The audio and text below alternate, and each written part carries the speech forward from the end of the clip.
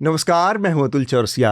आपका खर्चा आपकी चर्चा हफ्ता दर हफ्ता हम एक बार फिर से लेकर आए हैं न्यूज लॉन्ड्री का हिंदी पॉडकास्ट एनएल चर्चा। चर्चा में इस हफ्ते हमारे साथ जो मेहमान जुड़ रहे हैं मैं उनसे आपका परिचय कराऊंगा। जो विषय हैं उसका उनके बारे में मेरे साथी विकास जांगड़ा आपको बताएंगे। काफ़ी दिलचस्प बातचीत होगी क्योंकि अगले 1 से 1.5 घंटे में, और आज इंटरनेशनल योगा डे है। पूरा देश योग कर रहा है सुबह सुबह, तो आप लोग भी जहां मौका मिले योग जरूर कर ले, या जो भी तरीके हैं खुद को स्वस्थ रखने के, अपने शरीर को तंदुरुस्त रखने के, उनको जरूर आजमाएं। प्रधानमंत्री आज श्रीनगर में योगा इंटरनेशनल योगा दिवस के मौके पर योग कर रहे हैं। बाकी देश के तमाम हिस्सों से तस्वीरें आ रही हैं, तो आप सबको इंटरनेशनल योगा दिवस, हम योग दिवस कहते हैं, अब वो हमारी ज़ुबान पर योगा चढ़ गया है। बहुत सारी चीज़ें जैसे बदली हैं अंग्रेज़ी के असर में, तो वो है, उसका असर दिख रहा है। मेरे साथ आज जो मेहमान जुड़ रहे हैं इस पॉडकास्ट में, उनमें हमारे पुराने सहयोगी हृदय जोशी आजकल पहाड़ों में घूम रहे हैं। इन्वायरमेंटल पत्रकारिता में इनका नाम है। आप लोगों ने उनकी पर्यावरण, क्लाइमेट चेंज और तमाम चीज़ों से जुड़ी बहुत सारी रिपोर्ट्स, खबरें लगातार देखी हैं न्यूज़ लॉन्ड्री पर। तो इन दिनों पहाड़ों में घूम रहे हैं। कहाँ पर पाए जाते हैं आजकल हृदय जी? आपको पता है, बहुत ज्यादा जगह नहीं है मेरे पास जाने के लिए। तो अभी फिलहाल मैं उत्तराखंड में ही हूँ और यहाँ मौसम बेहतर है। इस साल बहुत गर्मी पड़ी है पहाड़ों में भी लोग परेशान हैं। और पहाड़ों में भी लोग अब पंखे ढूंढ रहे हैं, एसी नहीं तो कम से कम। तो ये ऐसी स्थिति पहले नहीं थी, तो लेकिन फिलहाल पिछले 1-2 दिन में बरसात हुई है कुछ, तो जिससे बेहतर हुआ है मौसम। आप सबका बहुत बहुत स्वागत है। जो मैं तो यहाँ रेगुलर ही आते रहता हूँ, तो एक तरह से मेजबान भी हूँ। हाँ, तो ठीक बात। बाकी पैनलिस्ट को भी मेरी ओर से हेलो। तो अब बाकी दो हमारे जो साथी जुड़ रहे हैं, हमारे साथ है रविकांत किशाना। रविकांत हमारे साथ जुड़ रहे हैं आज। एसोसिएट प्रोफेसर हैं कल्चरल स्टडीज़ के, और buffalo intellectual Instagram YouTube channel है इनका, काफ़ी पॉपुलर है। बहुत सारे लोग इनको फॉलो करते हैं। एनसीईआरटी में जो टॉपिक सिलेबस चेंज करने की घटनाएं चल रही हैं, और एनसीईआरटी से जुड़ा एक और विवाद आया है कि जो उसकी पाठ्य पुस्तकें हैं उसमें जिन लोगों के नाम जा रहे हैं बतौर रिसर्चर और तैयार करने वाली जो उनकी उसकी पूरी कमेटी थी, उसमें से 2 सदस्यों ने पिछले दिनों एक बयान जारी किया है कि अगर उनके नाम एनसीईआरटी की नई वाली जो किताबें हैं उनसे नहीं हटाई गई तो वो कोर्ट की शरण में जाएंगे, कोर्ट से दरख्वास्त करेंगे कि उनका नाम हटाया जाए। इनके नाम है सुहास पलिस्कर और योगेंद्र यादव, दोनों जाने माने शिक्षाविद हैं। ये हमारी आज जो बातचीत है उसका मुख्य हिस्सा रहेगा एनसीईआरटी की किताबें, सिलेबस में बदलाव, और ये जो योगेंद्र यादव और सुहास पलिस्कर से को लेकर के बयानों से पैदा हुई पूरे विवाद हैं, इस पर बात करेंगे। इसके अलावा हमारे साथ कल्पना शर्मा जुड़ रही हैं। कल्पना लंबे समय तक पत्रकार रही हैं। एनडीटीवी, न्यूज़ 18, बीबीसी, ब्रूट, जी न्यूज़, तमाम जगहों पर काम किया है। फिलहाल इनका एक इंडिपेंडेंट जर्नलिज्म कर रही हैं और इनका अपना यूट्यूब चैनल है, कल्पना कीजिए। तो आप दोनों का बहुत बहुत स्वागत, रविकांत और कल्पना, न्यूज़ लॉन्ड्री पर। Thank you. और स्टूडियो में मेरे साथी विकास जांगड़ा हैं। विकास, आपका भी बहुत बहुत स्वागत है जी। इस हफ्ते जो बड़ी खबरें हैं, जो सुर्खियां हैं, उसके बारे में विकास आप लोगों को बताएंगे और इसके बाद हम इस चर्चा को आगे बढ़ाएंगे जी। तो सबसे पहले तो जो पहली बड़ी सुर्खी है सर, वो कल शाम को आई। दिल्ली के मुख्यमंत्री अरविंद केजरीवाल को जो 21 मार्च से ईडी ने जिन्हें गिरफ्तार कर लिया था आबकारी नीति मामले में धनशोधन के आरोप में, तो उनको जमानत दे दी राउज एवेन्यू कोर्ट की वेकेशन बेंच ने। हालांकि आज अभी जब हम चर्चा रिकॉर्ड कर रहे हैं तो ताज़ा खबर यह कि ईडी हाई कोर्ट पहुंच गई दिल्ली और अर्जेंट सुनवाई के लिए मामला लिस्ट हो गया है। और अगर ठीक से मैं पढ़ पा रहा हूँ तो हाई कोर्ट कहती है कि ट्रायल कोर्ट ने जो ऑर्डर दिया है वो तब तक प्रभावी नहीं होगा जब तक वो मामला पूरा सुन नहीं लेते। मतलब एक किस्म से अभी जमानत पर रोक गया है मामला। अगली हमारी सुर्खी, जो आज का हमारा टॉपिक भी है डिस्कशन का, उसी से रिलेटेड है। जो आपने बताया भी कि कक्षा 9 से 12 तक की जो राजनीतिक विज्ञान की पाठ्य पुस्तकें हैं, तो उनके लिए जो पूर्व में मुख्य सलाहकार रहे सुहास पलिस्कर और योगेंद्र यादव जी, उन्होंने राष्ट्रीय शैक्षिक अनुसंधान और प्रशिक्षण परिषद यानी एनसीईआरटी को पत्र लिखा और एक किस्म से चेतावनी या कहीं या धमकी दी कि अगर उनका नाम पाठ्य पुस्तकों से नहीं हटाया गया तो उनको कानूनी रास्ता अख्तियार करना पड़ेगा। दरअसल पुस्तकों में कुछ ऐसे चेंजेस हुए जिनसे वो सहमत नहीं है और उन्हें लग रहा है कि पाठ्यक्रम का जो है वो एक किस्म से भगवाकरण किया जा रहा है। और इन्हीं आरोपों को लेकर पीटीआई ने बात की एनसीईआरटी के अभी जो डायरेक्टर हैं उनसे, और एनसीईआरटी डायरेक्टर ने कहा कि हमें जो है दंगों के बारे में क्यों पढ़ाना चाहिए, हमारा फोकस दंगों की पढ़ाई पर नहीं होना चाहिए।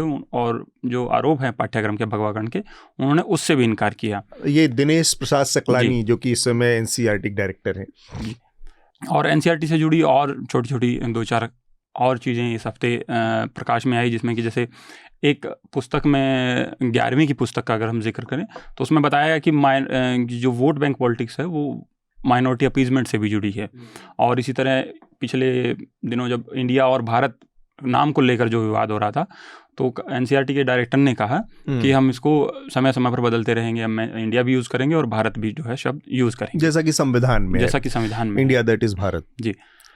इसके अलावा हमारा अगली सुर्खी जो मध्य प्रदेश से आई ही इस हफ्ते, और मध्य प्रदेश के मंडला जिले के बैसवाही गांव में 11 घरों पर जो है बुलडोजर चला दिया गया और उसके बगल में ही 16 घर अभी भी बचे हुए हैं। और जबकि ये प्रशासन का मानना है कि ये सारे घर अवैध थे, लेकिन 11 घरों पर जो बुलडोजर चलाने की वजह जो सामने आई है अभी, तो उसमें कहा गया कि इन 11 घरों में गौमांस मिला था और जानवरों की हड्डियाँ मिली थी और पुलिस अभियान चला रही थी जिसमें वो तस्करों को पकड़ना चाह रही थी। तो ये अपने आप में एक अलग मामला है कि 11 घर गिरा दिए गए अवैध जमीन से और 16 अभी भी वहाँ हैं।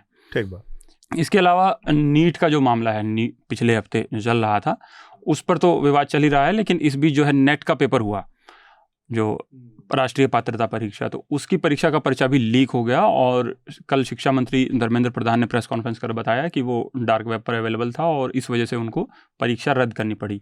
अब ये मामला सीबीआई को सौंप दिया गया है और सीबीआई इस पूरे मामले की जांच करेगी।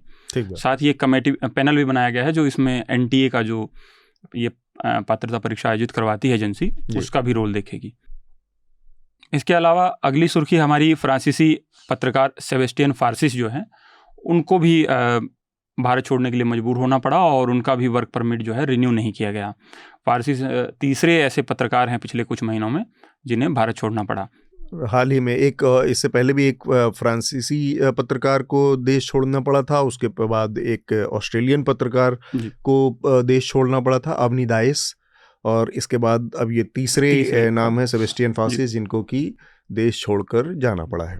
अगली हमारी सुर्खी कांग्रेस से जुड़ी है। कांग्रेस के सांसद जो है राहुल गांधी, वो 2 सीटों पर लोकसभा चुनाव लड़े थे, वायनाड और रायबरेली, और उन्होंने वायनाड से इस्तीफा देने का फैसला किया है। और इसके साथ ही वायनाड से जो है उन्हीं के परिवार की प्रियंका गांधी की बहन राहुल की बहन है, वो वायनाड से चुनाव लड़ेंगी और वो लोकसभा पहुंचेंगी। पहली बार उनका राजनीति में मतलब ये ऑफिशियली एंट्री है। तो ये इस पर हृदय मैं चाह रहा हूँ एक छोटी सी टिप्पणी आप सबसे ली जाए।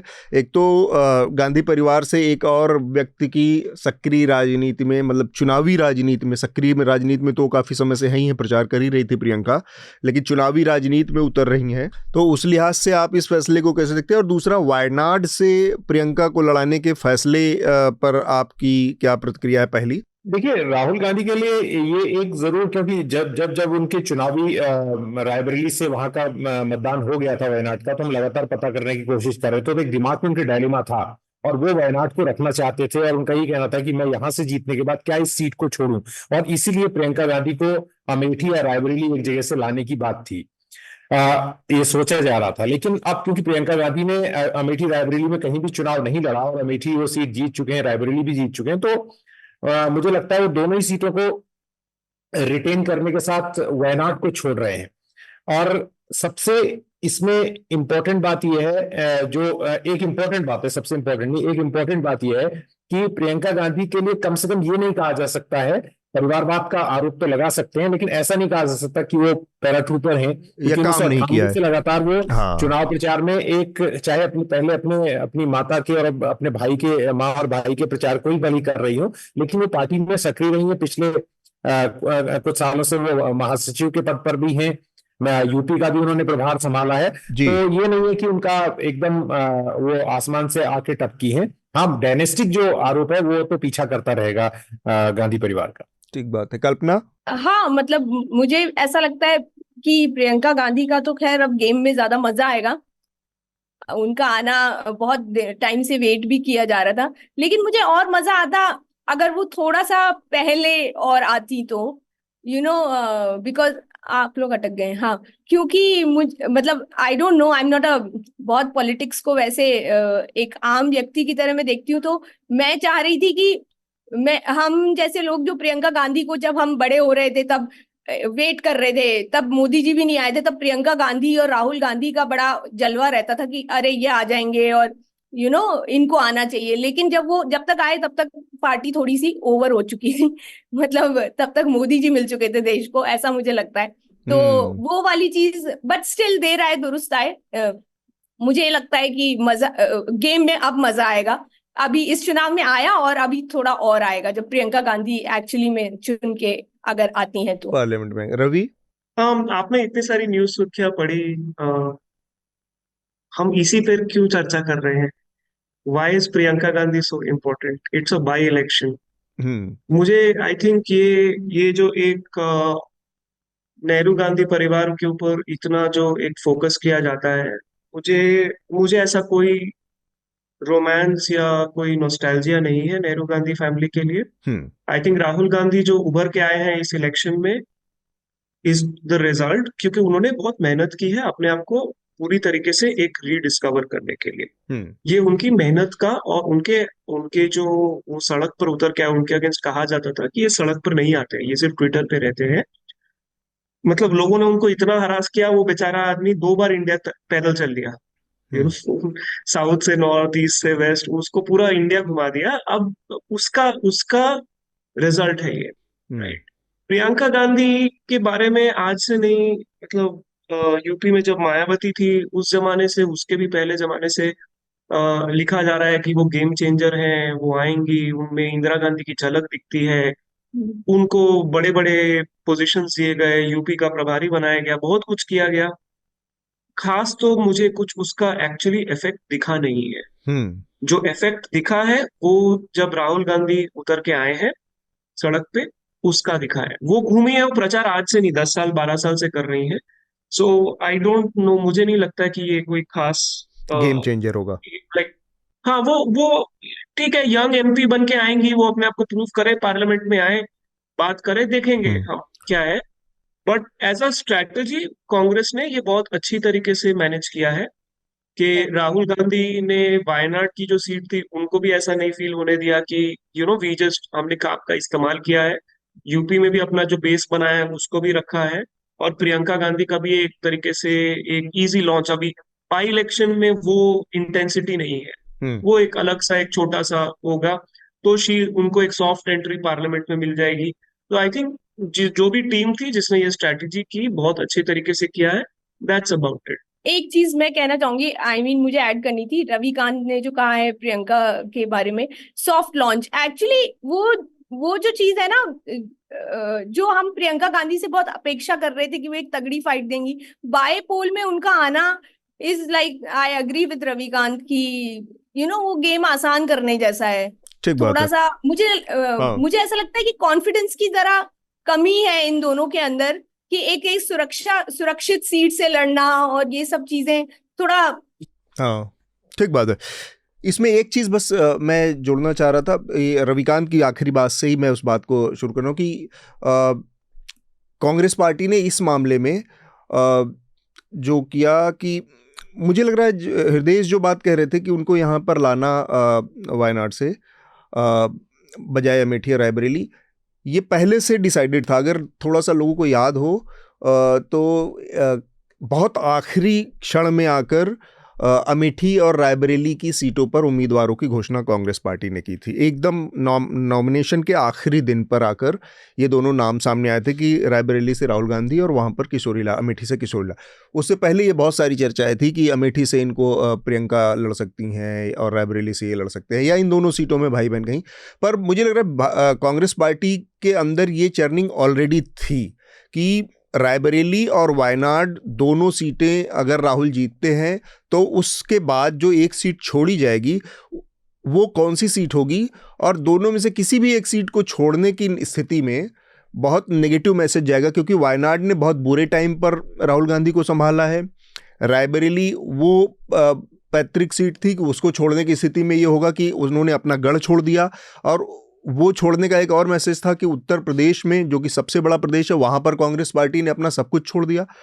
तो ऐसे में एक गांधी को बचाकर रखा गया था उस नियत से, ताकि बाद में जब कोई ऐसी स्थिति बनती जिसमें वायनाड और रायबरेली दोनों छोड़ने में से किसी एक को चुनने की स्थिति आए, तब भी दूसरे को बहुत ज़्यादा इस तरह का संदेश ना मिले कि उस हमारे साथ चीटिंग हो गई, कि राहुल गांधी आए और फिर वो छोड़कर हमें चले गए। तो ये एक स्ट्रेटेजिकली कांग्रेस का स्मार्ट मूव था, और ये सोचा समझा था, ना कि बाद की स्थिति में पैदा हुआ है। बस यही मुझे कहना था। बाकी जल्दी से जो सुर्खियां हैं विकास आप बता दें। बस एक आखिरी सुर्खी है जो इस हफ्ता चूँकि ख़त्म होने की ओर है, और हफ्ते में से लोगों को काफ़ी परेशान रहे गर्मी से, और इस बीच जो है दिल्ली में खबर आई कि भीषण गर्मी के बीच दिल्ली में जो बिजली की मांग है वो अपने उच्चतम स्तर 8,647 मेगावाट के रिकॉर्ड पर पहुंच गई है।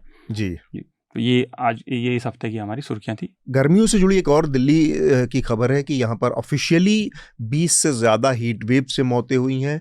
अनऑफिशियल रिकॉर्ड्स के मुताबिक ये संख्या 400 के ऊपर है, अलग अलग वजहों से, क्योंकि हमारे यहाँ जो रजिस्ट्रेशन होता है वो उसकी प्रक्रिया ऐसी है कि उसको कंसीडर करने में कि किस वजह से पर्टिकुलर मौत हुई है वो बहुत स्पष्ट नहीं है, इसलिए बहुत सारी मौतें अननोटिस रहती हैं या अनरजिस्टर्ड रह जाती हैं। लेकिन हीट वेव की स्थिति बहुत ख़राब है इस समय देश में, और उम्मीद है कि जल्दी से जल्दी अगर बारिश नहीं होती है तो ये स्थिति और थोड़ा बिगड़ सकती है। हम अपनी चर्चा की शुरुआत करें उससे पहले एक दो जानकारियां हैं। न्यूज़ लॉन्ड्री की का स्पेशल एडिशन जो है ये कश्मीर की कहानी सुमित कुमार की, ये बेसिकली कॉमिक बुक है, और कश्मीर की पूरी समस्या, उसकी पूरी हिस्ट्री, पूरा इतिहास, भूगोल समझने के लिए बहुत दिलचस्प अंदाज में, हल्के फुल्के अंदाज में, बहुत गंभीर बात को समझने का एक बहुत शानदार जरिया है न्यूज़ लॉन्ड्री। इसके अलावा एक और इस तरह की कॉमिक बुक हमारी है, ग्राफिक नॉवेल कहना चाहिए, ग्राफिक नॉवेल है, हाँ, ये इंग्लिश का में ग्राफिक नॉवेल है। और पहला हमारा था आमार बारी तुम्हार बारी नक्सलबाड़ी, जो कि नक्सलबाड़ी मोमेंट के ऊपर को लेकर पूरी तरह से केंद्रित था और पूरा उसको एक्सप्लेन करता है बहुत अच्छे तरीके से। कश्मीर की कहानी उस सीरीज़ की दूसरी किताब है, और इसका एकदम ताज़ा लेटेस्ट वर्जन आया है, तो आप इसको हमारे मर्चेंडाइज सेक्शन से ख़रीद सकते हैं। आपके जो हमारे लेटर्स हैं, बहुत सारे सुझाव हैं, मेल्स हैं, आते रहे हैं, इनको इस बार हम चर्चा में शामिल भी करेंगे। बहुत सारी पिछले बार की भी रह गए थे, उनको भी, उस पर भी बात करना है हमें। अपने लेटर्स हमें आप podcast@newslaundry.com पर भेजें, या फिर सीधे www.newslaundry.com/podcast-letters इन दोनों जगहों पर आप अपने चर्चा से संबंधित सुझाव या पत्र भेज सकते हैं हमें उन्हें शामिल करने में भी खुशी होगी। और बहुत सारे सुझाव इस तरह के आते हैं जिससे कि हम अपने कार्यक्रम को और बेहतर बनाने में हमें मदद भी मिलेगी। NCERT का मसला है जिस पर आज हम थोड़ा विस्तार से बात करने वाले हैं। पहला इसमें जो एक विवाद का आयाम था वो ये था कि 11वीं 12वीं की किताबों में कुछ ऐसे हिस्से हैं जिनको कि संशोधित किया गया है, बदल दिया गया है, और उस पे योगेंद्र यादव और सुहास पलिस्कर, जो कि सलाहकार समिति के, जो पाठ्यक्रम की सलाहकार समिति थी NCERT की, उसके सदस्य हुआ करते थे जिस समय ये किताबें लिखी गई थी, और अब उसमें बदलाव हुआ है। तो उन्होंने ये एक पहले भी उन्होंने अपना नाम हटाने की चेतावनी दी थी, उन किताबों में उनका नाम न जाए। अब उन्होंने चेतावनी दी है कि अगर इनके नाम नहीं हटाए गए तो वो कानूनी रास्ता अपनाएंगे। इसके लिए थोड़ा सा और जानकारी अपने दर्शकों के लिए कि 12वीं की किताब जो है उसमें इन्होंने अयोध्या से जुड़े जो विषय है, चैप्टर है, उसको संशोधित किया है।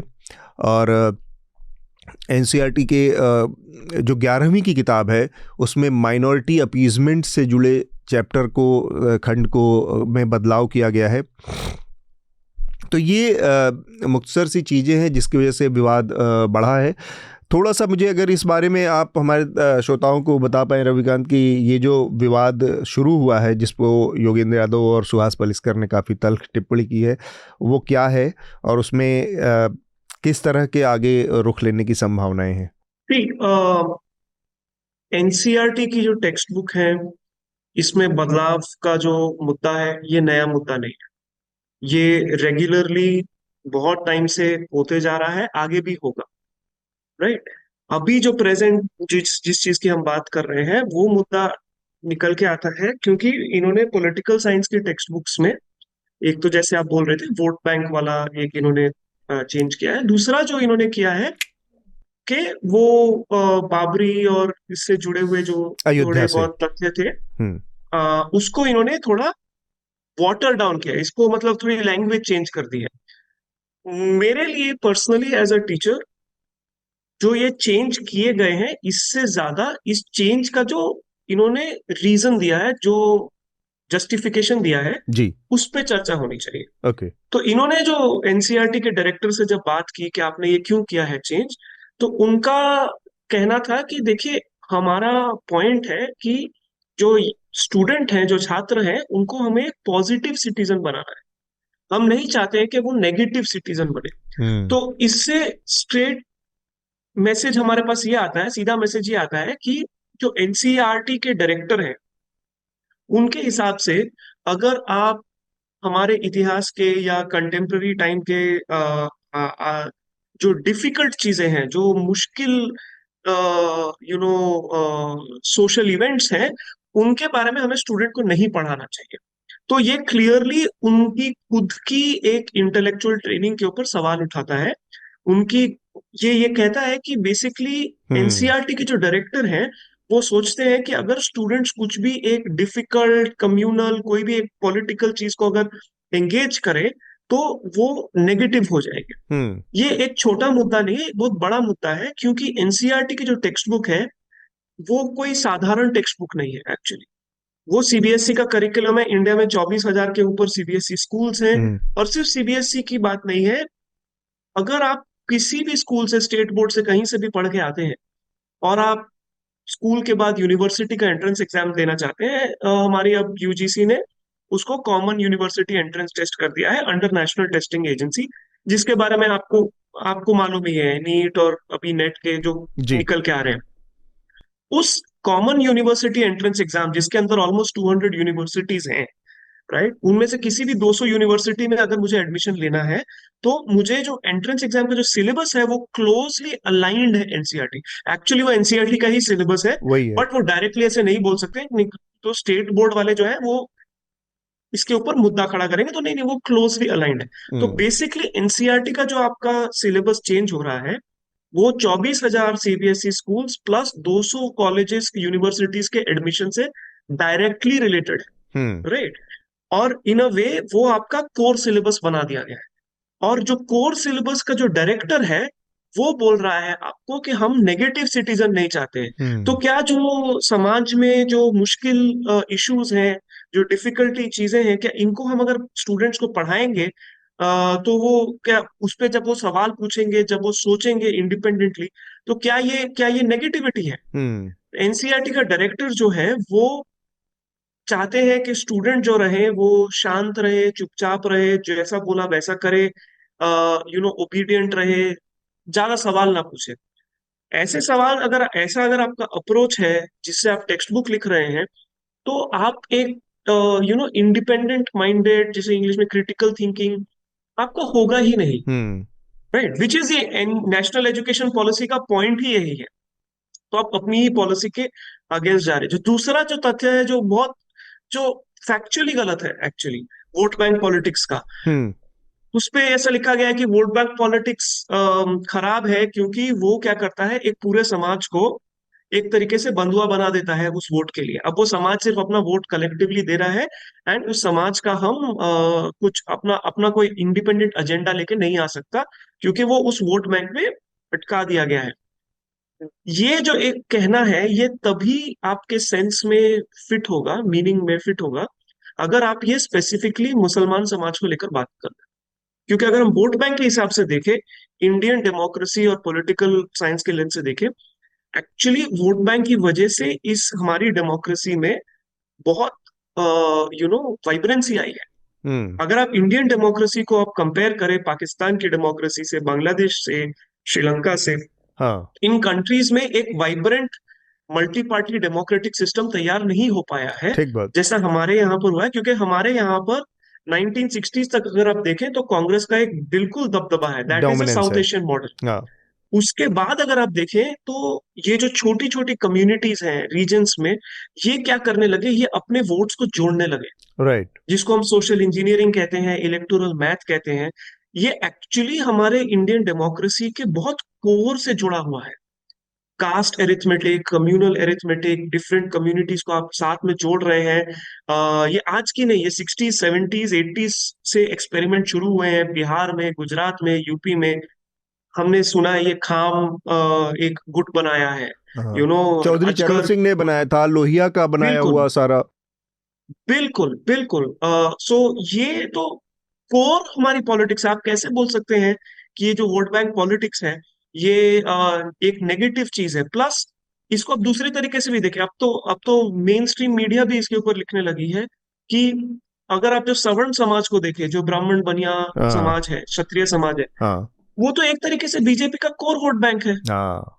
हमने इस इलेक्शन में देखा है, जो क्षत्रिय समाज है गुजरात में, यूपी में, ठाकुर समाज है, उनकी प्रॉब्लम ये हो गई है कि वो बीजेपी को वोट करेंगे तो बीजेपी को अभी कोई इंसेंटिव नहीं है कि वो अपना एक उम्मीदवार उस कम्युनिटी से खड़ा करे, वो दूसरी कम्युनिटी खड़ा करे, वो लड़ रहे हैं अगेंस्ट दैट। तो एक हाँ। तरीके से तो वो भी वोट बैंक है ना। बिल्कुल। तो बिल्कुल। तो वो तरीके से हम नहीं देख रहे हैं।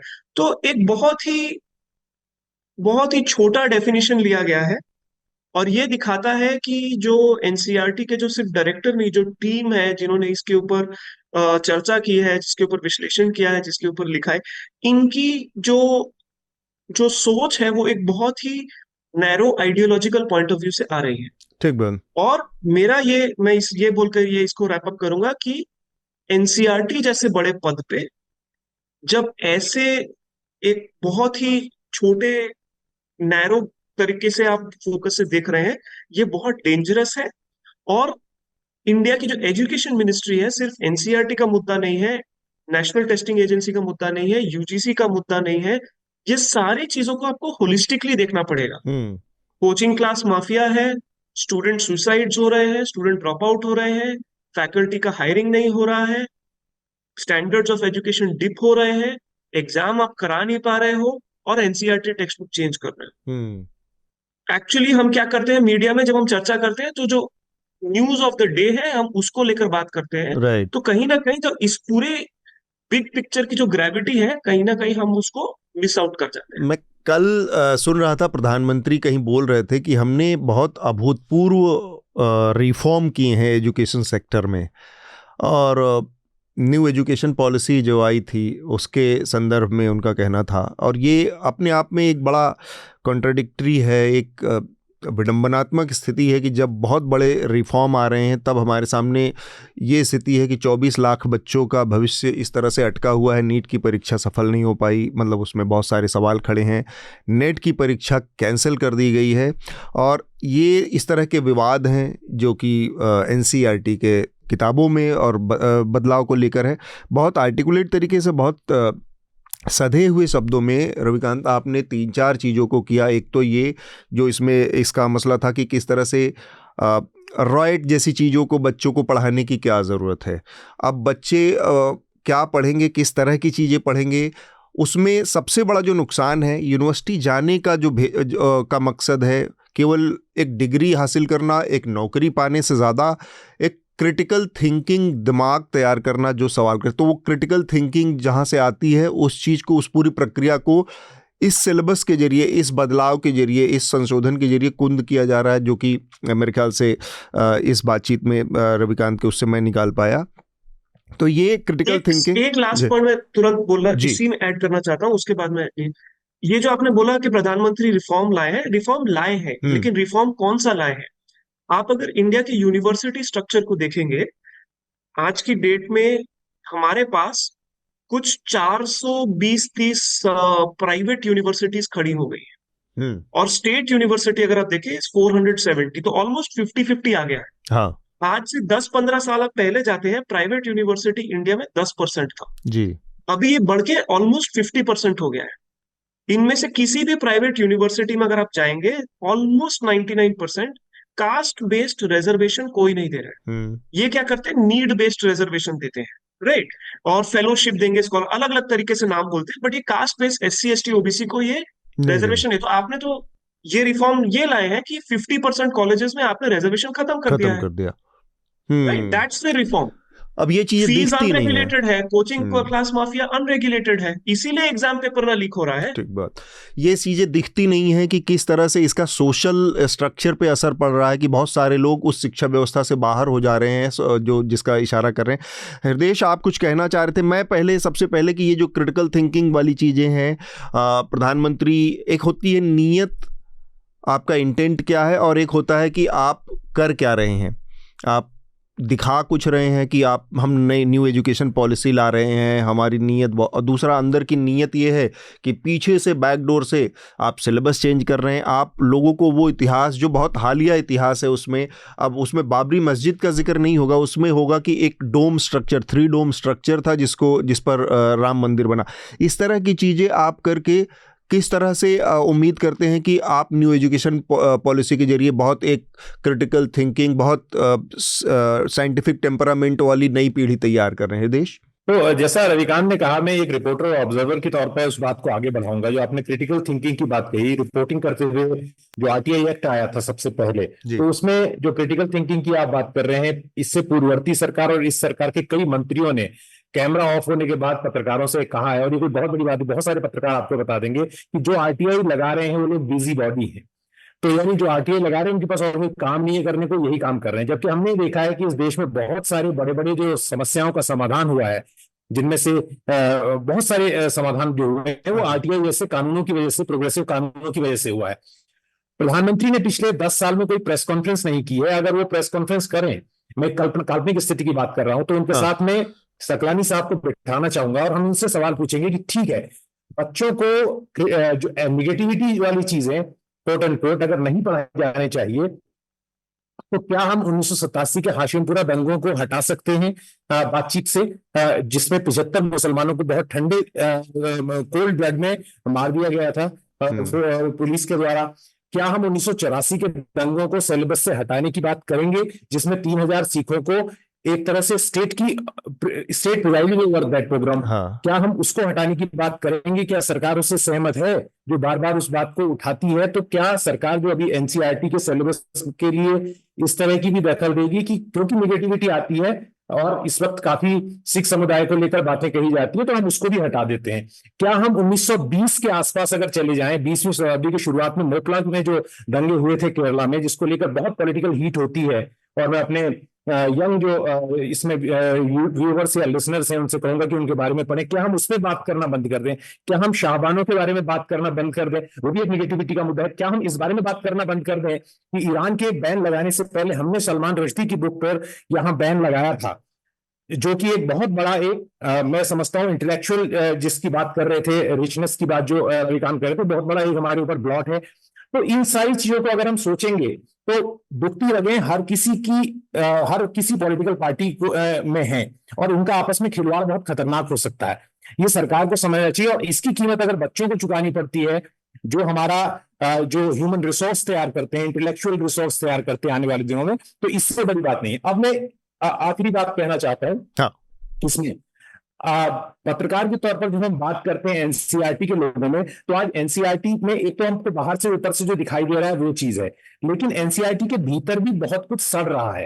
इस बात को हमें समझने की जरूरत है। वहां के एम्प्लॉइज हमें बताते हैं कि जो लोगों का काम पाठ्यक्रम तैयार करना है वो प्रचार के काम में लगे हुए हैं। उनको एक तरह से गवर्नमेंट के जो योजनाएं हैं उनके बारे में बात करना ज्यादा जरूरी है। तो यानी एक तरह से ये है कि पहले अगर योगेंद्र यादव हो या सुभाष पालेशकर हो या रोमिला थापर हो, ये कुछ लिख कर देते हैं तो ऐसा थोड़ी होता था कि वही चीज छप के आ जाएगी। क्रिटिकल रिव्यू के लिए रिव्यूअर्स के पास चीजें जाती हैं, और कमेटी जो NCERT की अपनी कमेटी है उसका बहुत रिगरस काम है ये सब करना। लेकिन अगर उसमें से जो लोग, चाहे यंग टैलेंट पूल जो उनके भीतर बैठा हुआ है, वो चाहे बाहर जिनको आउटसोर्स कर रहे हैं, अगर वो लोग इस काम में लग जाते हैं कि प्रचार तो आज किसी की सरकार है, कल किसी की सरकार है, और एजुकेशन हमको नहीं भूलना चाहिए कि स्टेट इश्यू है। अगर केंद्र सरकार ये प्रेसिडेंट सेट करती है या ऐसा माहौल बनाती है, तो फिर राज्यों में भी वो पर्कुलेट होगा, अलग अलग मुख्तलिफ राज्यों में। तो ये फुटबॉल मैच अगर चलता रहा और हर 5 साल 10 साल में सरकारें बदलती रही, तो हमें सोचना पड़ेगा कि जितना नुकसान, जो जहरीली दवा अभी स्टेट ऑफ ग्लोबल अफेयर्स की रिपोर्ट आई है, और आप मुझ पर ये आरोप लगाते हैं हमेशा कि मैं एनवायरमेंट को बीच में ले आता हूं, तो उसमें बच्चों की जिस तरह से मौत हो रही है, खबर आई है, और जो जो बच्चे जो अभी पैदा भी नहीं हुए हैं बच्चे, या जो नवजात बच्चे हैं, उन पर जो असर पड़ा, उससे ज्यादा हमने उनके लिए, उनकी ड्यूरिंग द एजुकेशन पीरियड उनके लिए एक जहर फैला दिया है, या जिसे कहते हैं कि एक इंफॉर्मेशन को उनके पास पहुंचने से रोकना, क्रिटिकल थिंकिंग को डेवलप ना होने देना। तो ये बड़ा इशू है जिसकी ओर रविकांत इशारा कर रहे थे, और मुझे लगता है ठीक बात है। कल्पना, आपका पहला थॉट? ये जो पॉजिटिव सिटीजन और नेगेटिव सिटीजन वाली बात है, उससे मुझे एक अंग्रेजी में एक शब्द होता है टॉक्सिक पॉजिटिविटी, वो याद आ गया। जो कि मुझे लगता है जिससे न सिर्फ स्टूडेंट्स, मतलब वो जो सिटीजन्स होने वाले नागरिक हैं उनको तैयार किया जा रहा है, बल्कि अभी भी अगर जैसे मैं इलेक्शंस के वक्त जब रिपोर्टिंग के लिए गई, तो वो एक टॉक्सिक पॉजिटिविटी बहुत सारे लोगों के अंदर बातचीत में नजर आई कि वो बहुत सारी चीजों से परेशान है, बेसिक चीजें नहीं है उनके पास, पानी नहीं है, रोजगार नहीं है, बट नहीं इतना तो कष्ट, बेचारी सरकार क्या करेगी, नहीं बाकी सब ठीक है। तो ये वाली जो चीज है टॉक्सिक पॉजिटिविटी की, मुझे लगता है एनसीईआरटी के द्वारा वो उसमें बच्चों में भी एक तरीके से शुरू से डाली जाने की एक प्रयास दिखता है।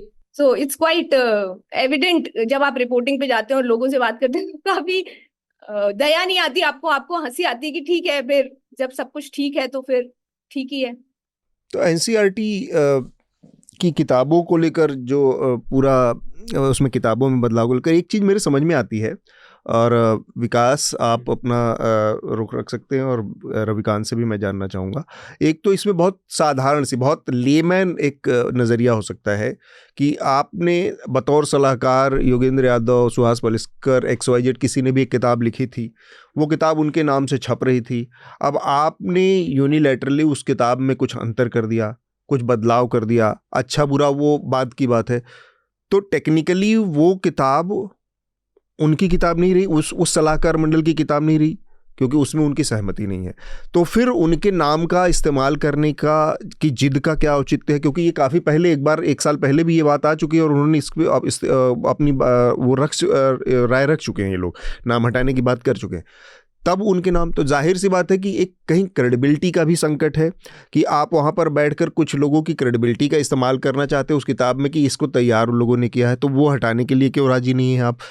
टेक्निकली वो उनकी किताब रही नहीं, क्योंकि आप उसमें मनमाने तरीके से बदलाव कर रहे हैं। तो ये दो चीज़ें हैं। विकास, आप अपनी बात रखें, और फिर रविकांत से भी मैं इस पर थोड़ा सा उनकी राय जानना चाहूँगा कि ये क्या मसला है। देखिए सर, इसमें ये है कि जो नाम का जो इशू है, क्योंकि हम सभी जानते हैं कि योगेंद्र जी हों, सुहास जी हों, शिक्षाविद जो है, पहले भी इस बात का जिक्र आया था कि दक्षिणपंथ जो विचार हैं, दक्षिणपंथी जो राजनीति है, उसके पास उस तरीके के स्वीकार्य शिक्षाविदों की बहुत कमी है, जो कि मतलब जिनको आप कह सकते हैं कि इनका समाज में स्वीकार्यता है। तो एक तो वो वजह है संभवतः, और दूसरी वजह है कि जब आप एक ख़ास तरीके की राजनीति विचार से अब चीज़ों को देखते हैं, समझते हैं, तो दूसरा नज़रिया, जिसको पहले विपक्ष और हाल ही में मोहन भागवत इन्हें प्रतिपक्ष कह के उसको थोड़ा सा टोन डाउन किया, तो वो चीज़ें जो है दिखना बंद हो जाती हैं। और ये सरकार के साथ पिछले 10 सालों में हमने देखा है कि किस तरीके से वो विपक्ष को बिल्कुल एकदम दुश्मनी के तौर पर लेती है और उन चीज़ों को ख़त्म करना चाहती है, लेकिन उसी दौर में, उसी समय में वो चाहती है कि उन्हीं के बीच से ऐसे लोग आ जाएं जिनको स्वीकार्यता मिले और उनके नाम का वो इस्तेमाल कर लें। तो ये मुझे लगता है कि ये एक वजह हो सकती है कि ये जो जिद है वो संभवतः यही है। ठीक बात है। रवि, मैं थोड़ा सा इस पे डिसएग्री करूंगा। हाँ, पॉइंट सिर्फ ये है कि मुझे लगता है कि आप दिल्ली में अगर जाते हैं, आप अगर इन संस्थाओं में जाते हैं, आपको ऐसा लगता है कि एनसीईआरटी की बिल्डिंग, यूजीसी बिल्डिंग देख के कि इस बिल्डिंग के अंदर कोई सोचता होगा कि मेरी क्रेडिबिलिटी क्या है? दीज आर ये लोग अलग लेवल पे हैं, इनका एरोगेंस एक बहुत अलग लेवल पे है। अगर किसी का नाम अगर हटाया नहीं गया है, मैं नहीं सोचता कि वो क्रेडिबिलिटी की वजह से है। ये सुस्त लोग हैं, इनके लिए ये इशू भी नहीं है। हाँ। आप चिल्लाते जाओ मीडिया में। योगेंद्र यादव है, उनका नाम सोशल मीडिया में है, पत्रकारिता सर्कल में है, सिविल सोसाइटी में है। आप चिल्लाते जाओ, आप ओपन लेटर लिखो, आप टीवी न्यूज पे चिल्लाओ। एनसीईआरटी के कॉरिडोर में, यूजीसी के कॉरिडोर में, शिक्षा मंत्रालय के कॉरिडोर में इससे कुछ फर्क नहीं पड़ता है। दीज आर इंस्टीट्यूशंस जो एक अपने आप में मतलब एक इनका इनका स्टेटस इतना बढ़ चुका है, लाइक ये इतने इनएक्सेसिबल हो चुके हैं, इतने दूर हो चुके हैं जिन स्टूडेंट्स की लाइफ से इनका इनका इम्पैक्ट है, कि जो एनसीईआरटी का डायरेक्टर है उसको फर्क नहीं पड़ता है किसी कमिटी का, कहीं पर किसी डिपार्टमेंट का। ये जरूर कहीं मेमो होगा कि हाँ हमें एक नया बनाना चाहिए, उसमें कुछ नाम डालने चाहिए जो, एंड आई अग्री कि हमारे भी कुछ हो आइडियोलॉजिकल पॉइंट ऑफ व्यू से। आई एम श्योर बीजेपी के अंदर लोग हैं भी जो लॉबी कर रहे हैं कि हमें डालो इसके अंदर, वो सब हो रहा होगा। बट एक चीज हम फंडामेंटली भूल जाते हैं कि ये जो टाइप के ऑर्गेनाइजेशंस है, जो स्टैट्यूटरी बॉडीज हैं, जो ऑटोनॉमस बॉडीज हैं, ये अपने आप में जंग खा के इतने मतलब इनएफिशिएंट हो चुके हैं। हाँ। ऐसे ही नहीं कि एग्जाम्स लीक हो रहे हैं, ये जो एग्जाम्स लीक हो रहे हैं, ये चीजें, ये वन ऑफ नहीं है। आप जाके देखें, मतलब इंडिया में मतलब लॉट एजुकेशन से रिलेटेड जो पत्रकार है, उनसे अगर आप पूछे तो वो आपको बताएंगे हर साल का ये प्रॉब्लम है, सालों साल से प्रॉब्लम आ रहा है। कोई बिल्कुल। भी एंट्रेंस एग्जाम में जाओगे, एडमिट कार्ड नहीं आ रहा है, वेन्यू नहीं है, ठीक नहीं है, ये आज से नहीं इतने सालों से चल रहा है। ये तो कोलैप्स हुआ है अभी और धड़ाधड़ हुआ है, इसीलिए इसके ऊपर न्यूज में बात हो चर्चा रही हो है। रही है, राइट। तो ये इंस्टीट्यूशंस मुझे नहीं लगता है कि ये इतने एफिशिएंट है, इतने रिस्पॉन्सिव है कि ये फटाक से, अच्छा हमारा क्रेडिबिलिटी का क्राइसिस आ जाएगा अगर हम योगेंद्र यादव का नाम हटा देंगे। दे डोंट केयर, इन मतलब योगेंद्र यादव का नाम रहे नहीं रहे, कुछ हजार 2000 लोग हैं दिल्ली, ऑल ओवर इंडिया में, सिविल सोसाइटी में, पत्रकारिता में, तो ये जिनके ऐसा है लिए कि ये योगेंद्र यादव इसको ज्यादा मुद्दा बना रहे हैं, एनसीईआरटी कम इसको मुद्दा बना रही है। हाँ हाँ, एनसीईआरटी वालों को कोई फर्क नहीं पड़ता है। हाँ। 24,000 सीबीएसई स्कूल जहां पर उनका सिलेबस जाता है, हाँ। आप पूछे जाके उन स्कूल के प्रिंसिपल से क्या आपको फर्क पड़ता है हम्म। कि इसका कौन था इस कमिटी में? किसी को राइट। फर्क नहीं पड़ता है, बिल्कुल। राइट। स्टूडेंट्स अगर आप जाके पूछें जो एंट्रेंस एग्जाम के लिए प्रिपेयर कर रहे हैं, एक्चुअली अगर आप उन स्टूडेंट्स जाके पूछेंगे कि ये जो एक लाइन चेंज हुई है इस टेक्स्ट बुक में, इससे आपको फर्क पड़ता है? उसको नहीं फर्क पड़ रहा है। ये मुद्दा एक्चुअली उस लेवल पे देखा ही नहीं जा रहा है क्योंकि स्केर्सिटी बहुत ज्यादा बड़ी है। ठीक बात। ये एक अलग लेवल का विवाद है, अलग लेवल का, आई थिंक इसमें स्ट्रक्चरल चर्चा होनी चाहिए। इस पे आप अगर कुछ एकेडमिक्स मतलब अब लेके बैठ गए कि नहीं आपने मेरा नाम कैसे यूज किया, भाई तुम्हारा हाँ। नाम कोई नहीं यूज कर रहा है, राइट। राइट। ठीक मतलब बात। ठीक है। देखिए इसमें एक बात और है, मैं ये कहना चाहता हूं कि हिंदुस्तान की जो थोड़ी बहुत जो इकबाल था वो इस बात को लेकर बहुत था कि चलो चाहे चाइना हो महाशक्ति है, आर्थिक महाशक्ति है, और चाहे अमेरिका ने बहुत बड़ी बड़ी यूनिवर्सिटीज बनाई हैं, मतलब दुनिया में कहा जाता है कि अमेरिका ने जैसी यूनिवर्सिटीज खड़ी की हैं वो अपने आप में एक मिसाल है, और वहां पर भी आज संकट के बादल मंडरा रहे हैं। तो इन सब बातों पर चर्चा की जाती थी। उस बीच भारत एक ऐसा नखलिस्तान था जहां पर रिसोर्सेस कम है, चाहे कुछ भी है, लेकिन ये एक आर्गुमेंटेटिव कल्चर है।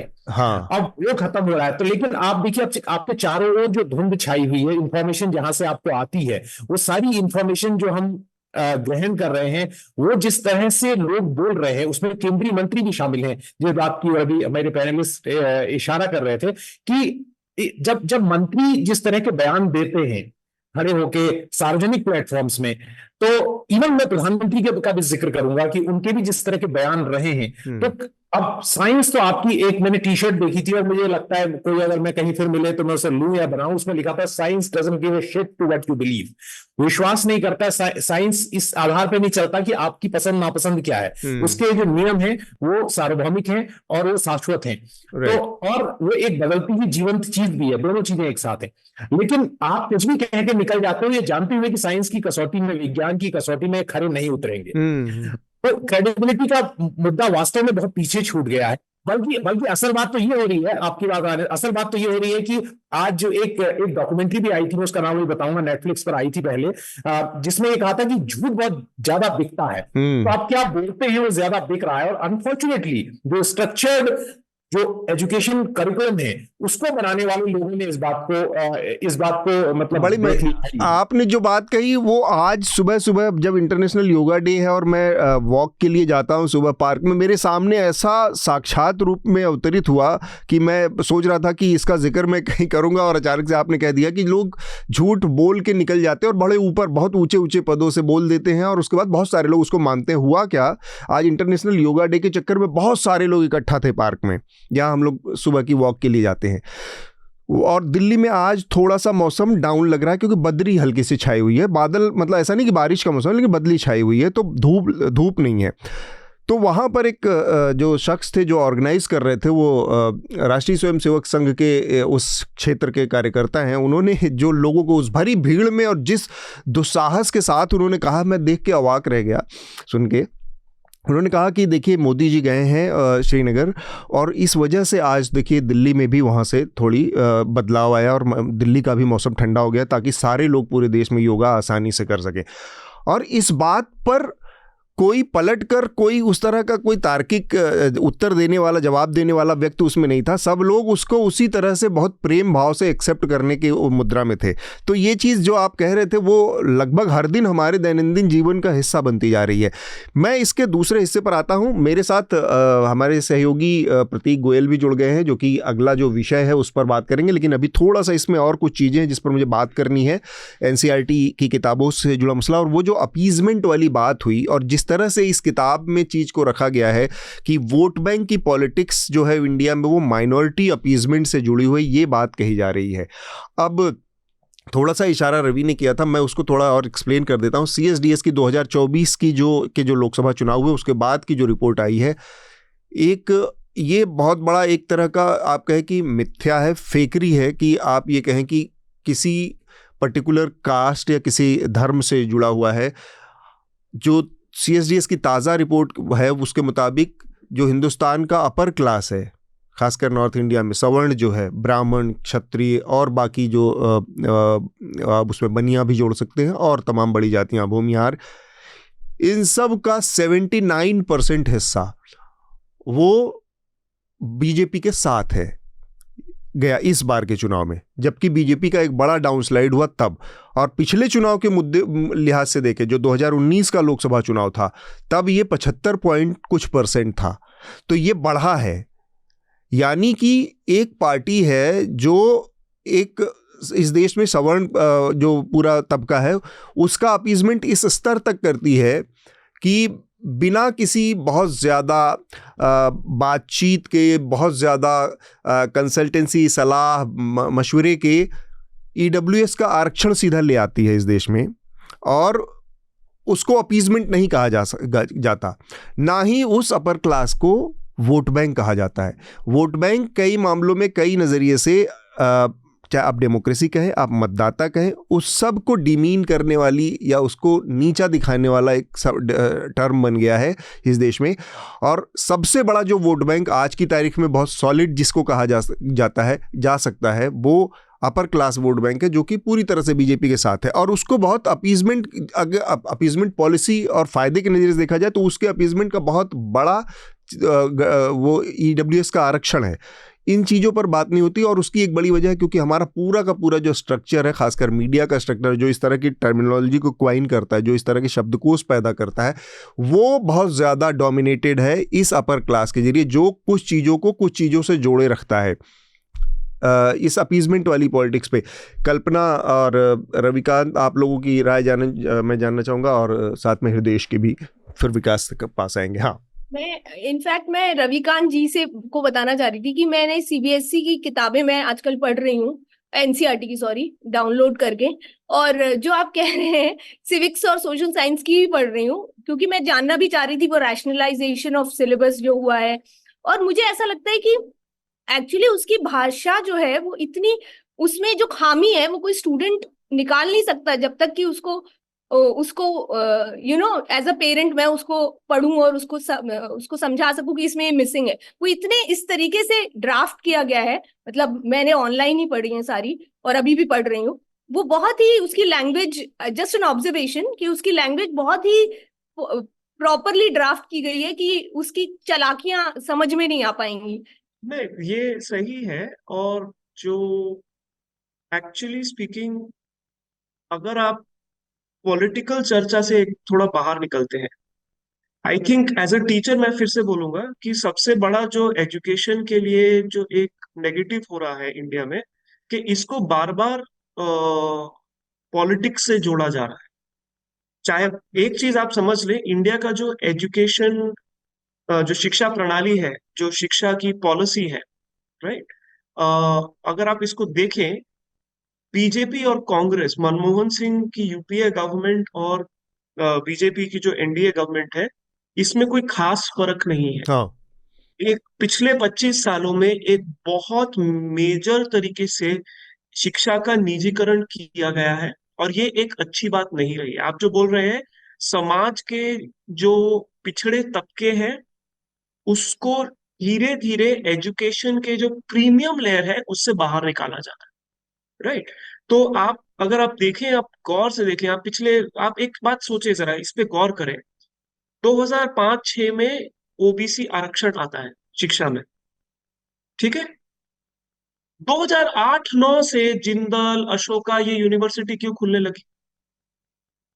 अगर आप अभी स्कूल एडमिशन में जाएंगे, पहले क्या होता था, केंद्रीय विद्यालय वगैरह top, CBSE ICSE school top होता था शहर। हम्म 2007, 8, 9 के बाद आप जाएंगे, देखेंगे इंडिया में एक बूम आया है इंटरनेशनल करिकुलम स्कूल का, कैम्ब्रिज राइट। करिकुलम ये सब आ गए हैं। कैम्ब्रिज करिकुलम, आईबी करिकुलम, ये हम्म अब ये ऑटोमेटिकली इसे दर्जा दे दिया गया कि ये एलिट स्कूल है। इस पे कोई स्टडी नहीं हुई है, इस Yeah. पे कोई रिसर्च नहीं बिल्कुल हुआ ठीक है, बात। किसी कमिटी ने नहीं आके बोला है कि this is better than ICSE या सीबीएसई। हम्म और अगर ये सीबीएसई से बेटर है, तो सीबीएसई को बेहतर क्यों नहीं बनाया गया 15-20 सालों में? आपके बिल्कुल। पास तो बहुत टाइम था। हाँ। आप क्लियरली देख रहे हैं, ओबीसी आरक्षण एक मेजर चेंजर है, क्योंकि जब आप आईआईटी में जाते हैं, आईआईएम में जाते हैं, मैं आईआईएम में पढ़ाता भी हूँ एज अ विजिटिंग फैकल्टी, हाँ। हाफ द क्लास, 50% क्लास आपका एससी एसटी ओबीसी से आ रहा है। क्लास का कॉम्पोजिशन चेंज हो गया, और तुरंत उसके बाद आप देखते हैं कि एक एलीट, ऑटोमेटिकली अनक्वालिफाइड, अनरिसर्च, एक आपने बोल दिया, नहीं नहीं, अब इंटरनेशनल स्कूल एलीट है, हाँ। और ये प्राइवेट यूनिवर्सिटी एलीट है। और ये देखिए, प्राइवेट यूनिवर्सिटी में किसने पैसा लगाया? कौन सा प्राइवेट पैसा गया है? अंबानी का पैसा है। अंबानी ने यूनिवर्सिटी खोली है, अदानी ने खोली है, महिंद्रा ने खोली है, जिंदल ने खोली है, और गोइंका ने खोली पॉलिटिशियंस है, ने पैसा गीता ने लगाया खोली है। है। सारे बड़े सब बिजनेसमैन। नहीं, सब, ऐसा कोई बड़ा इंडस्ट्रियलिस्ट नहीं है, सवर्ण इंडस्ट्रियलिस्ट नहीं है जिसने इसमें पैसा नहीं डाला है। ठीक बात। तो क्या 1947 से 2007 तक आपको शिक्षा में अपॉर्चुनिटी नहीं दिखी? ऐसा क्या हो गया 2007-8 में, जो ये सारे के सारे इंडस्ट्रियलिस्ट ने अपनी यूनिवर्सिटियों में पैसा डाला है? एक बात मैं यहाँ पर जोड़ना चाह रहा था कि हम्म 2007 में जब अर्जुन सिंह लाए थे ये कानून, तो उस वक्त मैं इसको एनडीटीवी के लिए कवर करता था। तो मैं तमाम उन बच्चों से पूछता था कि आपको समस्या क्यों है, क्योंकि प्रधानमंत्री ने एक बात कही थी। प्रधानमंत्री ने कहा था कि ये हम स्टैगर्ड तरीके, दो बातें कही थी उन्होंने। कहा था एक तो ये जो हम रिजर्वेशन दे रहे हैं, मैं दर्शकों की जानकारी के लिए बता दूं कि हम शिक्षा में रिजर्वेशन की बात कर रहे हैं, जो उस वक्त सरकार कानून लाई थी। तो उस रिजर्वेशन से जो उच्च वर्ग के, माफ कीजिए, जो उच्च जाति के, सो कॉल्ड कोट अनकोट उच्च जाति के जो बच्चे हैं सवर्ण, उनको ये डर था कि उनकी सीटें कम हो जाएंगी। तो सरकार ने दो बातें कही थी, एक तो स्टैगर्ड तरीके से लागू होगा, दूसरा सीटों की संख्या कम नहीं होगी। सीटें लेकिन बढ़ा उसके दी जाएंगी बाद भी बाकी बहुत रिजर्वेशन आक्रामकता वाली। थी। हाँ, उसके बाद भी उन बच्चों से जब मैं बात करता था, उनमें बहुत आक्रामकता थी। वो कहते थे कि नहीं, इससे एक्सीलेंस का डाइल्यूशन होगा। उस समय का अगर कोई हमारे दर्शक या जो है वो गूगल कर सके, एक बहुत इंपॉर्टेंट स्टोरी उसमें पब्लिश हुई थी, जो वहां पर सफदरजंग जो मेडिकल कॉलेज है उससे जुड़ी हुई है, वर्धमान मेडिकल कॉलेज से। वहां पर कई सालों तक बच्चों को फेल किया जाता रहा, और ये कोर्ट का डिसीजन है, मैं कोई अपने मन से नहीं कह रहा हूं। और जब उन बच्चों के एग्जाम बाहर कराए गए, वो सब SC ST स्टूडेंट थे, तो वो सबके सब पास हो गए। तो यानी जो आक्रामकता थी वो छात्रों में भी कहां से आई? वो ऊपर से आई, क्योंकि फैकल्टी भी इसी तरह से बिहेव करते थे हाँ। कि ये छात्रों, बालमुकुंद भारती का बहुत क्लियर केस है एम्स का, मैंने एक डॉक्यूमेंट्री पूरी की उसमें। हाँ। तो बालमुकुंद भारती को इस बात को लेकर प्रताड़ित किया जाता रहा कि वो रिजर्वेशन से आए हैं। और वो ये कहते थे, उसका वो डॉक्यूमेंट्री आप डेथ ऑफ मेरिट के नाम से यूट्यूब पर मिल जाएगी, किसी और को, जो किसी और की बनाई हुई है, मेरी नहीं। तो उसमें बालमुकुंद भारती कहता था, जिस दिन मैं पूरा कर लूंगा मैं इस देश में नहीं रहूंगा। उसको इतनी घृणा हो गई थी, लेकिन अनफॉर्चुनेटली उसका इतना ज्यादा प्रताड़ना हुई कि उसको आत्महत्या करनी पड़ी।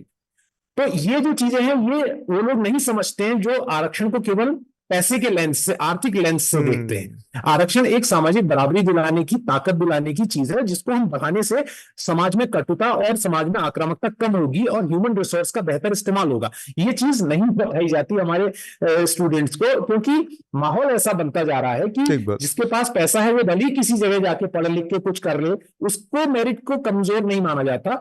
लेकिन जो आदमी सामाजिक न्याय के दरवाजे को संवैधानिक तरीके से इस्तेमाल करके आ रहा है, मेहनत कर रहा है, उसको माना जाता है कि वो डायल्यूशन कर रहा है एक्सीलेंस।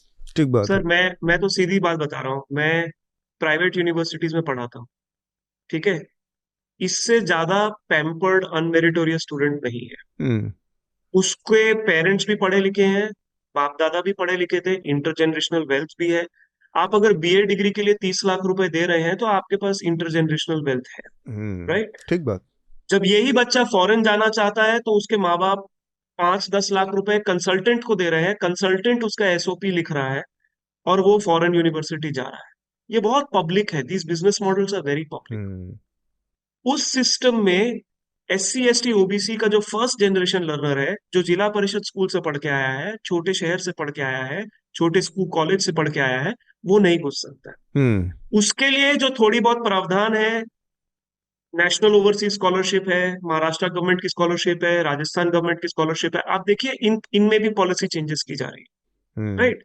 ये साथ में हुआ है, महाराष्ट्र गवर्नमेंट का अभी पिछले हफ्ते आया है पॉलिसी में, उन्होंने 75% का कट ऑफ डाल दिया। These are constant, like you are bleeding by 1000 cuts, आपको रोज काटा जा रहा है। जो दो छोटे से हाँ उदाहरण जो है पैसे की ताकत के, मैं आपको बताना चाहता हूँ। ये मैंने यूट्यूब में उपलब्ध है, माइकल सैंडल के जो कोर्सेस हैं, हार्वर्ड यूनिवर्सिटी में जो लेक्चर देते हैं पॉलिटिकल साइंटिस्ट, उन्होंने कहा था। तो उन्होंने बहुत लंबा है, मैं उस पर नहीं जाऊंगा। दो छोटे छोटे उदाहरण है कि पैसे कैसे आसमान धरातल बनाता है। चाइना में एक कंपनी है, अगर मैंने आपको गाली दे दी या कोई आपसे बुरी बात कह दी और आपको बुरा लग गया और मेरा ईगो इतना बड़ा है कि मैं आपसे सॉरी नहीं कहना चाहता, तो वो कंपनी जो है वो जाके, आप उस कंपनी को बताइए, वो आएगी आपके पास और मेरी ओर से सॉरी कहेगी, और उस कंपनी की टैगलाइन है वी से सॉरी फॉर यू। और दूसरे जो है अमेरिका में जो है, अगर आपके पास पैसा है तो you can upgrade prison cell. आप जो जिस प्रिजन में सेल में रहते हैं, आप उससे बेहतरीन लग्जरी, जैसे आप होता है ना कि आपके पास पैसा है तो आप, पैसा नहीं है तो आप स्टैंडर्ड रूम में होटल में रहते हैं, पैसा है तो लग्जरी रूम में रहेंगे, AC रूम में या स्वीट भी ले सकते हैं। तो ये चीज है। तो इन चीजों का जो अभी रविकांत इशारा कर रहे हैं वो ये है कि असमानता जैसे जैसे बढ़ती जाएगी, सामाजिक न्याय में जो पीछे रह गए वो भी पीछे छूटते जाएंगे। तो इसलिए जरूरी है संवैधानिक अधिकारों का संरक्षण। ये तो मतलब साइकोलॉजिकली बहुत रिटार्ड टाइप लोग पैदा होंगे अगर किसी की और के लिए कोई सॉरी कहने लगे। हाँ रविकांत, आप कुछ कहना चाहिए? हाँ, मैं बस एक रैप अप करूंगा। जैसे कल्पना ने भी कहा कि जब वो NCERT टेक्स्ट बुक पढ़ती हैं, उसमें एक पर्टिकुलर टाइप की लैंग्वेज है। जोशी जी भी कह रहे हैं कि जब ये, अगर आप देखेंगे तो एक तरीके का तबका क्रिएट किया गया है, देयर इज एन इनइक्वालिटी, और कॉलेज कैंपस में यूथ में जहर भरा जा रहा है। इंडिया में ऐसा कोई भी स्कूल नहीं है, एलिट स्कूल, जहां पर टीचर आके बच्चों को समझा रहा है कि रिजर्वेशन क्या है। Reservation is a representation. जब अमेरिका में बराक ओबामा प्रेसिडेंट बनते हैं तो ये सवाल नहीं पूछा जाता है वो अमीर ब्लैक है कि गरीब ब्लैक है, वो ब्लैक है।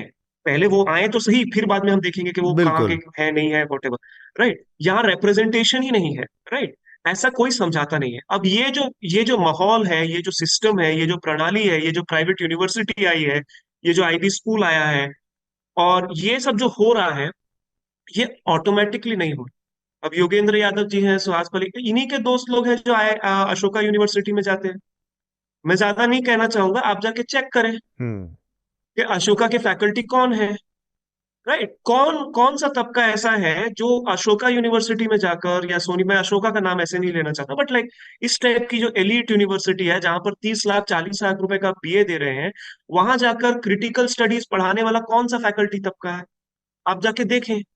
और वही फैकल्टी तबका दूसरे तरफ में आके बोलता है कि NCERT की टेक्स्ट बुक अब आपको क्या लेना देना, आप तो पढ़ाते भी नहीं है NCERT टेक्स्ट बुक, राइट। जो बच्चा पढ़ता है NCERT टेक्स्ट बुक, आपका उससे लेना देना ही नहीं, आप तो निकल चुके हो उस पूरे चीज से। आपने ऐसी नेशनल एजुकेशन पॉलिसी में आप देखिए किसका कंसल्टेंट है। अब वो क्या बोल रहा है, नेशनल एजुकेशन पॉलिसी में ऐसी ऐसी चीजें हैं कि बच्चों को आप अपनी रीजनल लैंग्वेज में पढ़ाएं।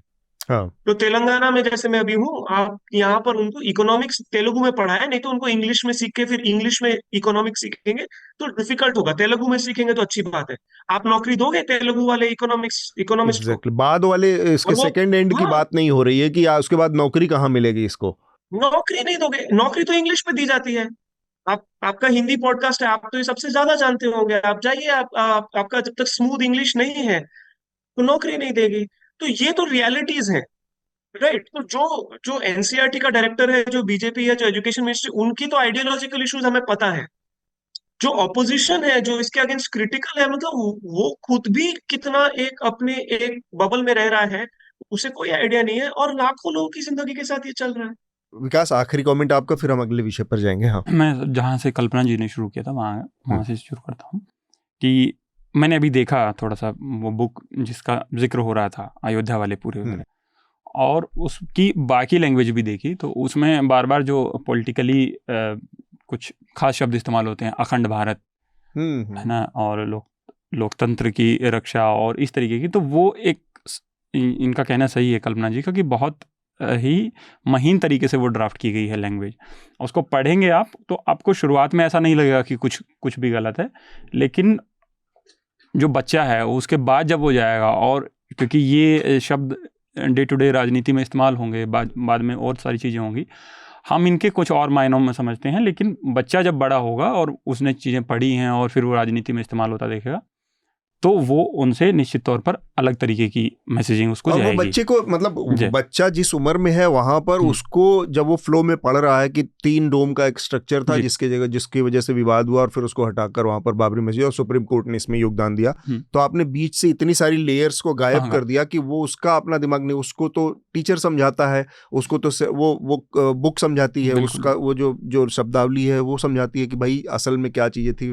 तो जितना इलेबोरेट होगा, जितना तथ्यपरक होगा, उतना ज्यादा समझ में आएगा, और वरना वो सतही तौर से आगे निकल जाएगा और उसी से फिर अपनी थिंकिंग बनाएगा। जैसे आपने अभी जो जिक्र किया इसमें, ये 3 गुम्बद ढांचे का उसमें ये हिंदी में शब्द का जिक्र है, लेकिन हैरानी की बात यह है कि वहाँ मस्जिद लिखने की बजाय तो वो लिखा है, पर वहाँ मुसलमानों का नाम सीधा लिखा गया है।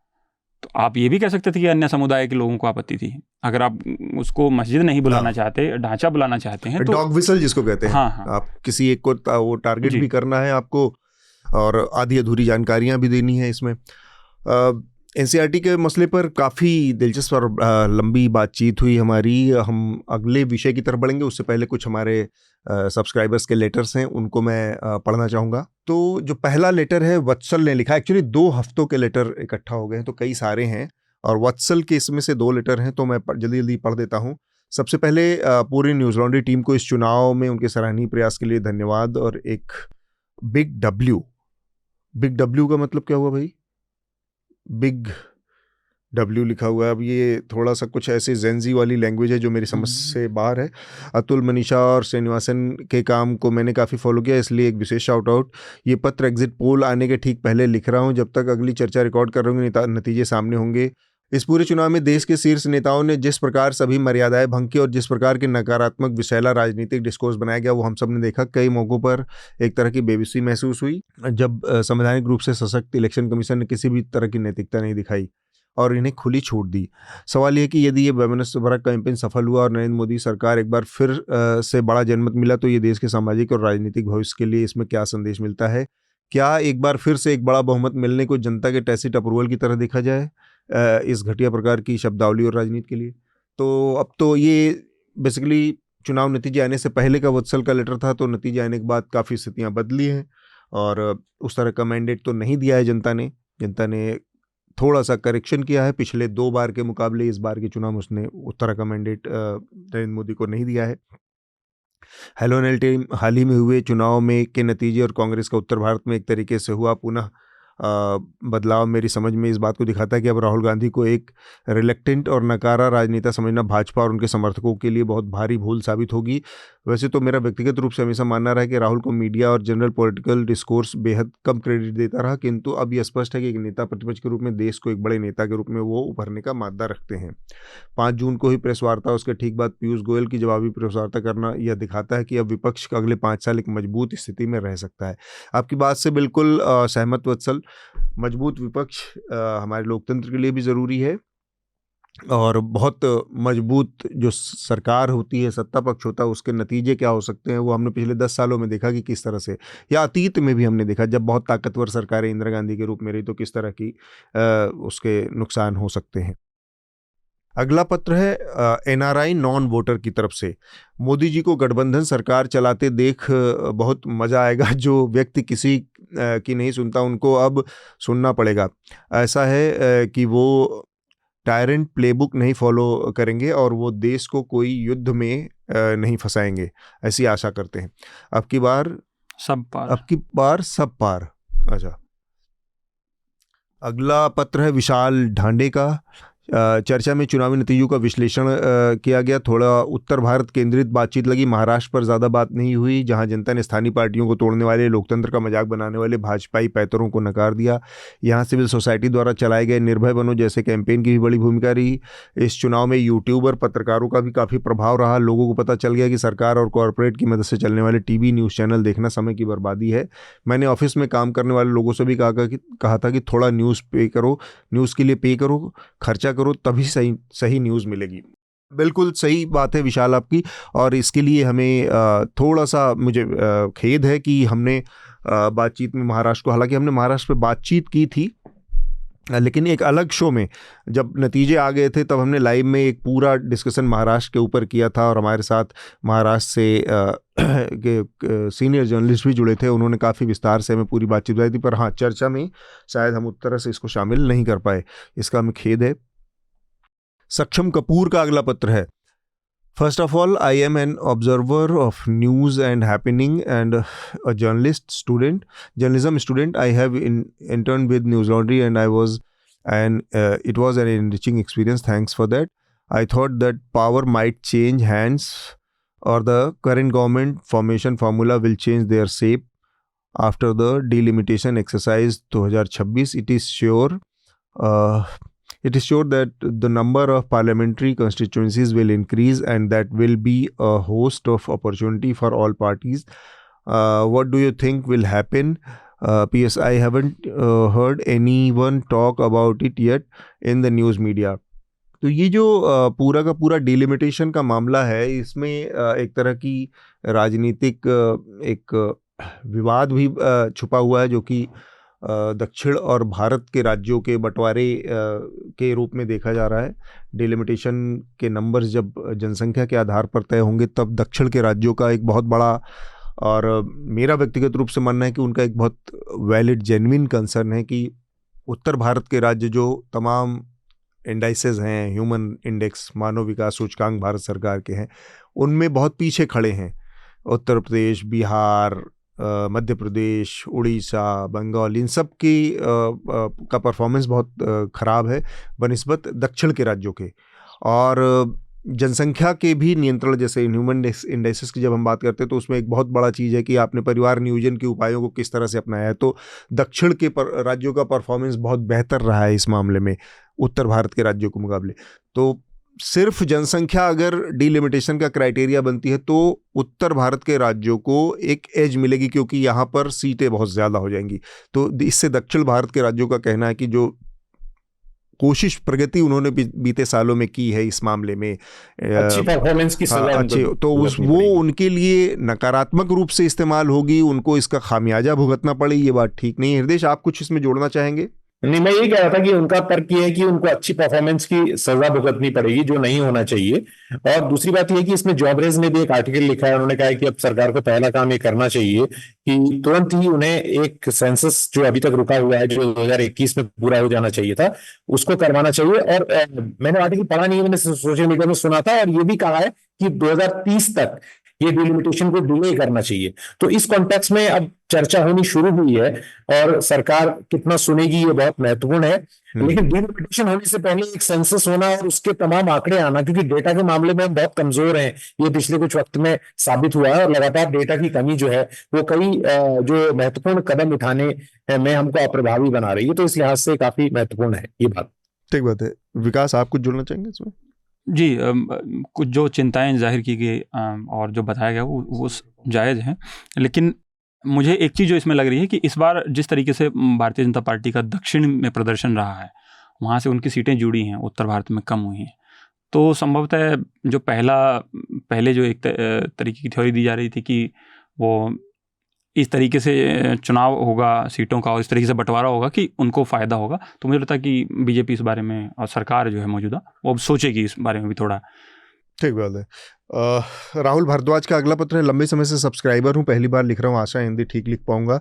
मेरा सवाल मौसमी सिंह प्रकरण को लेकर था। मैंने अतुल के ट्वीट जिसमें उन्होंने राहुल गांधी को हल्का सा सेंसर भी किया था कि एक्साइटमेंट ओके एग्रेशन नॉट, इसको लाइक भी किया था क्योंकि यह एक ग्राउंड रिपोर्टर है। आपका रुझान भी मैं समझ सकता हूं, पर बाद में इनके 2 वीडियो मैंने देखे, यानी कि मौसमी सिंह के, दोनों प्रियंका गांधी वाड्रा को निशाने पर लेकर थे। कभी कंगना रनौत को आतंकवादी वाला कमेंट, कभी स्मृति ईरानी का दया वाला कमेंट। क्या ऐसे व्यवहार के बाद भी राहुल गांधी से कामनेस की उम्मीद जायज़ है? और सवाल ये भी है कि JPC is waste of public money. इस गई सरकार से लगातार जेसीपी सेटअप करने से पल्ला झाड़ा है। थोड़ा सोचे तो सवाल इतना इनोसेंट नहीं लगा। डिस्क्लोजर मैं अपने दे रहा हूँ, ठीक। और मैं न्यूज़ लॉन्ड्री को सबसे संतुलित पत्रकारों की टीम मानता हूँ। इस प्रकरण को बतौर पत्रकार आप लोग कैसे देखते हैं? मौसमी सिंह वाले मामले में मेरे ख्याल से ज़्यादातर जो रिपोर्टर हैं उनसे अगर आप बात करेंगे या उनका ट्वीट देखेंगे, मेरे ख्याल से हृदय ने भी इस पर एक ट्वीट किया, उनका भी देख सकते हैं। राहुल गांधी का जो जवाब था, एक सधे हुए राजनेता का जवाब नहीं था, गड़बड़ी वहाँ पर थी। जैसे हो सकता है कि मौसमी सिंह किसी हिडन मोटिव से कर रही हूँ कि ये पैसे की बर्बादी है, और ये तो राहुल गांधी का जो जवाब, ये मैं अपनी बात कह रहा हूँ, और किसी भी राजनेता से जो हम उम्मीद करते हैं वो ऐसा सधा हुआ जवाब उनका वो हो सकता था कि जेपीसी एक संसदीय प्रक्रिया है, और अगर आपको लगता है कि ये पैसे की बर्बादी है तो ये आपकी समझ की कमी है। हम संविधान के दायरे में रहकर एक विवाद सामने आया है, उसके जांच की मांग करेंगे। ये पैसे की बर्बादी नहीं होती है। अगर आप पैसे की बर्बादी के नज़रिए से देख सकते हैं तो बहुत सारी ऐसी चीज़ें हैं जो हर दिन इस डेमोक्रेसी में होती हैं जिसको आप पैसे की बर्बादी के नज़रिए से कह सकते हैं, पर हर चीज़ पैसे की बर्बादी। तो वो एक जो जवाब था, उसकी बजाय ये कहना कि ये बीजेपी का सवाल है या ये थोड़ा सा अननेसेसरी एग्रेशन था राहुल गांधी का। और एक बहुत वाजिब चीज़, जो बहुत बड़ी चीज़ वो कह रहे थे, क्योंकि लाखों करोड़, 31 लाख करोड़ रुपए मार्केट में डूब गए थे 2 दिन पहले, उस पूरे इशू से डाइवर्ट करने वाला भी था। तो आप अपने ही मुद्दे से किसी आपकी एक छोटी सी चीज़, खासकर जब आपको पता है कि मीडिया का एक बहुत बड़ा हिस्सा आपको लेकर हॉस्टाइल है, हमने लंबे समय से देखा है। राहुल गांधी के अंदर ये चीज़ शायद इस वजह से भी आई क्योंकि मीडिया ने उनका मखौल बनाने में, उनको बदनाम करने में बहुत बड़ी भूमिका निभाई, और लगभग 1 दशक से ये पूरे उस प्रक्रिया को झेला है राहुल गांधी ने। तो उसकी वजह से उनके अंदर एक तलखी हो, फिर भी एक सधे हुए नेता के तौर पर आप एक बड़े मुद्दे को इस तरह से पूरी तरह से बाईपास हो जाने या निकलने का मौका आप नहीं दे सकते। मीडिया तो जाए जो करे। हृदय, आप इस पे कुछ कहेंगे? मेरे ट्वीट का आपने जिक्र किया, मैंने सिर्फ इतना ही लिखा था कि ये बड़ा शर्मनाक है जिस तरह का उन्होंने व्यवहार किया राहुल गांधी ने। और मैंने एक ट्वीट था, मैंने कहा लिखा था shameful and I express solidarity with the reporter, कि हम सब ग्राउंड रिपोर्टर रहे हैं। अब राहुल गांधी कैसे अपने आप को इवॉल्व करते हैं या क्या वो सदे हुए हैं या नहीं है, ये हमारा और आपका तो कोई चिंता का विषय कभी है नहीं, रहा नहीं। तो हम सिर्फ ये जान सकते हैं कि अगर किसी पत्रकार का कोई सवाल है तो उसको सीधे सीधे ये कहा जाना चाहिए कि ये सवाल जो है इसका कोई मतलब नहीं है, उसका जो भी जवाब दे। पर जिस तरह से उन्होंने कहा था कि आप यहाँ पर बैच पहन लीजिए, वो तभी इनकी उस हॉस्टिलिटी से जिसका आपने जिक्र किया, उस आक्रामकता जो मीडिया की उनके प्रति रही है, तो वो ऐसा लगा कि जैसे पॉलिटिक्स में या संवैधानिक बॉडीज में, ऑफिस में भी लोगों के आपस में एक दूसरे से रिश्ते अच्छे नहीं होते, लेकिन हम कहते हैं मिनिमम वर्किंग रिलेशन होता है कि साथ में पहन किया जाता है। तो वो स्पर ऑफ द मूवमेंट में उन्होंने जो किया उसकी आलोचना की जानी चाहिए थी। लेकिन मीडिया और सोशल मीडिया और ट्विटर का अक्सर यही है ना कि उसमें पूरी लड़ाई 2 दिन तक उसी बात पर चलते रहती है। ये मामले मुझे लगता है कि एक लेवल के बाद आगे बढ़ जाना आगे चाहिए। बढ़ना जी, है। जी। विकास, आपको कुछ इसमें जोड़ना है? नहीं सर, लगभग सारी चीज़ें आ ही चुके हैं। बस ये मेरा यही है कि दो चीज़ों से मैं सहमत हूँ। एक तो आपकी बात से, और जो हृदय सर कह रहे हैं वो भी, मतलब उनसे भी मैं सहमत हूँ। इस नज़रिए से सहमत हूँ कि राहुल को भी जो है, अगर मैं उनको जिस तरीके से उन्होंने मोहब्बत की दुकान और बहुत सारी चीज़ों का और जिक्र किया था, तो उस तरीके से उनको सदा हुआ जवाब देना चाहिए था, जब आप खासकर वो पब्लिक चीज़ आपके अपीयरेंस में हैं। बॉडी लैंग्वेज और अपीयरेंस हाँ, और व्यवहार बिल्कुल, में झलकनी बिल्कुल। चाहिए मोहब्बत। और दूसरा, जहाँ तक इन्होंने एग्जांपल दिए कि इनका इशारा शायद पत्र में ये है कि मौसमी सिंह का कुछ खास, मतलब व्यक्तिगत कुछ बायस नज़रिया है, तो वैसा भी अगर है, लेकिन जब आप किसी नेता से सवाल पूछते हैं किसी भी एक तरीके बहुत का, सीधा तरीका हो सकता है कि ये बिल्कुल, सवाल का जवाब मुझे नहीं देना है, या नहीं देना, हाँ, इस छोड़ दीजिए इसको। जी जी, बिल्कुल। ठीक है, अगला पत्र है सौरभ का, थोड़ा लंबा है इसमें, और इस आखिरी पत्र है, इसको मैं पढ़ता हूँ। Mail is going to be long, so it's okay if you don't read the whole thing in चर्चा, just read beforehand and explain it in your words during the episode. Can you guys explain left wing, right wing? I don't think the term left wing, right wing are properly used in India. As far as I know, these terms came out from the French Revolution. बिल्कुल ठीक बात कही आपने। और left wing, right wing, मतलब जब French revolution की शुरुआत हुई तो उस समय जो बाईं तरफ बैठे थे वो जो विरोध कर रहे थे राज सत्ता का और मोनार्की का, वो बाएं तरफ बैठे थे, वो कम लोग थे संख्या में। और ये इस लिहाज से भी आप देखें तो दायां बायां आप देखेंगे तो बायां हमेशा मजबूत रहता है, शरीर का भी बायां हिस्सा अमूमन मजबूत रहता है, राजनीति का भी बायां हिस्सा पूरी दुनिया में देखें तो अमूमन ज़्यादा मजबूत पाया जाएगा, मौजूदा उसमें दाहिना हिस्सा बनिस्बत कमज़ोर पाया जाएगा। वहाँ पर भी वही स्थिति थी, कम लोग थे जो मोनार्की का विरोध कर रहे थे, लेकिन वहीं से ये कॉन्सेप्ट शुरू हुआ है। Right wing mean the people with power like monarchy, church, बिल्कुल ठीक होता है। Left wing means the powerless common people. Dictator by the above definition falls in right wing. So when Shardul said that left wing has been the most number of dictators, I don't think he was correct. I mean, ये जो dictatorship पैदा हुई, आप left wing मतलब आप राजनीतिक रूप से सोशलिस्ट विचारधारा में कहें तो एक बहुत बड़ा टायरेंट जिसको आप कह सकते हैं वो स्टालिन को कह सकते हैं। स्टालिन ने अपने राजनीतिक विरोधियों को, लेकिन क्लासिक राइट विंग डिक्टेटरशिप जिसमें आपका ये मुसोलिनी आता है या हिटलर आता है या इस तरह से देश के जितने भी बड़े डिक्टेटर्स मिलेंगे आपको, वो कहीं ना कहीं उसी कोर आइडियोलॉजी से कि मैं महान हूँ, मेरा देश महान है, मेरी रेस महान है, मेरी जाति महान है, इस बेसिक कॉन्सेप्ट से आते हैं। और हमारा इतिहास बहुत गौरवपूर्ण है। इस गौरवपूर्ण इतिहास को स्थापित करने का एक बेसिक, ये एक कॉमन थ्रेड है सारे डिक्टेटर्स में, और वो फिर राइट विंग की तरफ से। हृदय, आप कुछ कहना चाह रहे हैं? मैं इसमें थोड़ा सा कॉशन बरतने की सलाह देता हूं और ये कहता हूं कि देयर इज एक डिफरेंस है लेफ्ट विंग और कम्युनिस्ट में। जिन शायद शार्दुल जिनका जिक्र कर रहे होंगे, मेरे को याद नहीं है उन्होंने क्या कहा था और मैं उनका जवाब वही दे सकते हैं, लेकिन कम्युनिस्ट आइडियोलॉजी में हमेशा ही रहा है, बहुत ताकतवर और बहुत क्रूर डिक्टेटर हुए हैं, इसमें कोई दो राय नहीं। मैं वही कहा, स्टालिन का आप नाम ले सकते हैं इसमें। हाँ, स्टालिन का नाम ले सकते हैं, और उसके बाद भी बहुत सारे जो लोग हुए हैं, तो कम्युनिज्म में सवाल उठे हैं। इवन आप ह्यूगो चावेस का जिक्र जो करते हैं लोग, जो अभी जो बुक आई थी हाउ डेमोक्रेसीज डाई, उस बुक में भी ह्यूगो चावेस को उन्होंने उन लोगों में रखा है जिन्होंने लोकतंत्र का गला घोटा, लोकतंत्र की हत्या की। ये बात दूसरी है कि अगर आप एक डॉक्यूमेंट्री है वो देखेंगे कि revolution will never be televised, YouTube पर उपलब्ध है, तो ह्यूगो चावेस का वहां पर वो हिस्सा भी दिखता है कि वो कितना लोकप्रिय नेता था। अब ऐसी चे गुएवारा को अगर आप फिडेल कास्ट्रो को लेते हैं, ये सब कम्युनिस्ट लोग हैं।